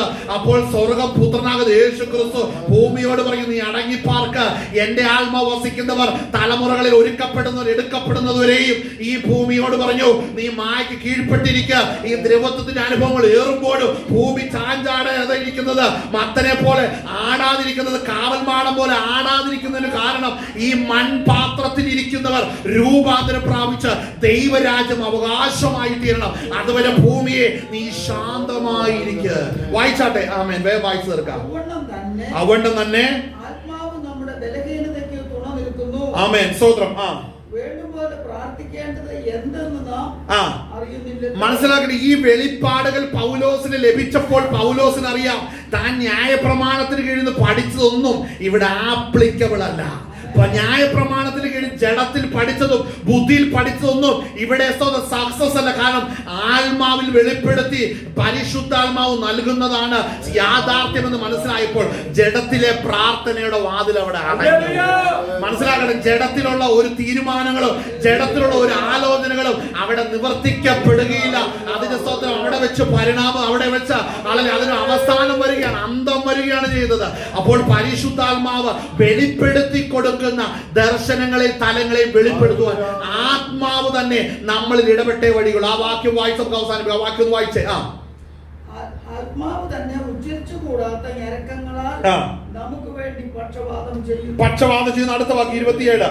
എന്നാൽ ആത്മാവ് വിശുദ്ധർക്ക് വേണ്ടി, പരിശുദ്ധാത്മാവ് രക്ഷിക്കപ്പെടുന്ന വിശുദ്ധർക്ക്, ആത്മാവ് പ്രാപിച്ച വിശുദ്ധർക്ക് വേണ്ടി ദൈവഹിതപ്രകാരം പക്ഷപാതം ചെയ്യുന്നത് കൊണ്ട് ആ പരിശുദ്ധാത്മാവിന്റെ ചിന്ത ഇന്നതെന്ന് അതായത് അഭിഷേകം പ്രാപിച്ച അനേക ഹൃദയങ്ങൾ, മൺപാത്രങ്ങൾ ഭൂമിയിലുണ്ട്. അവരുടെ ഹൃദയത്തിന്റെ ആവശ്യം എന്തെന്ന് ദൈവം അറിയുന്നു. അതിന്റെ അർത്ഥം എന്താണ്? അതിന്റെ അർത്ഥം ഹൃദയങ്ങൾ അനേകമാണ്, അയക്കപ്പെട്ട പരിശുദ്ധാത്മാവ് ഏകനാണ്.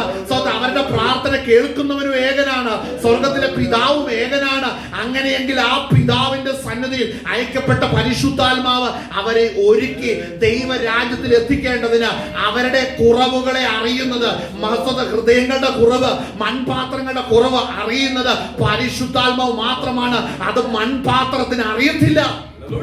മനസ്സിലാക്കണം, നമുക്കറിയത്തില്ല നമ്മുടെ കുറവിൽ നിന്ന് സ്വന്തം ഈ പാത്രങ്ങൾ എവിടെയൊക്കെ തുളവന്നു, എവിടെയൊക്കെ ഉടഞ്ഞതാണ്, ഇതിന് എവിടെയൊക്കെ സ്വന്തം പോരായ്മകളുണ്ടെന്ന് പരിശുദ്ധാത്മാവേ അറിയുന്നുള്ളൂ. അവിടെ പരിശുദ്ധാത്മാവ് ദൈവഹിത പ്രകാരം പ്രാർത്ഥിക്കുമ്പോൾ അല്ലെങ്കിൽ സ്വന്തം ഹൃദയങ്ങളെ പരിശോധിക്കുന്ന കർത്താവായ യേശു ക്രിസ്തു അത് നല്ലവണ്ണം അറിയുന്നുണ്ട്. അങ്ങനെ സ്വർഗത്തിലെ പിതാവ് അല്ലെങ്കിൽ പരിശുദ്ധാത്മാവിന്റെ അപേക്ഷ പ്രകാരം നമുക്ക് വരേണ്ട മാറ്റം പരിശുദ്ധാത്മാവ് നൽകുവാൻ ഇടയായിത്തീരും. അങ്ങനെയാണ് വചനം പറയുന്നത്. അതുകൊണ്ട് ഈ രക്ഷയുടെ മഹത്വം അതിശ്രേഷ്ഠമാണ്. ദൈവസന്നിധി നമ്മളെ തന്നെ പൂർണ്ണമായിട്ട് നമുക്ക് സമർപ്പിക്കാം. ദൈവസന്നിധിയിൽ നമ്മളെ തന്നെ പൂർണ്ണമായിട്ട് നമുക്ക് താഴ്ത്തി നമുക്ക് സമർപ്പിക്കാവുന്നതാണ്.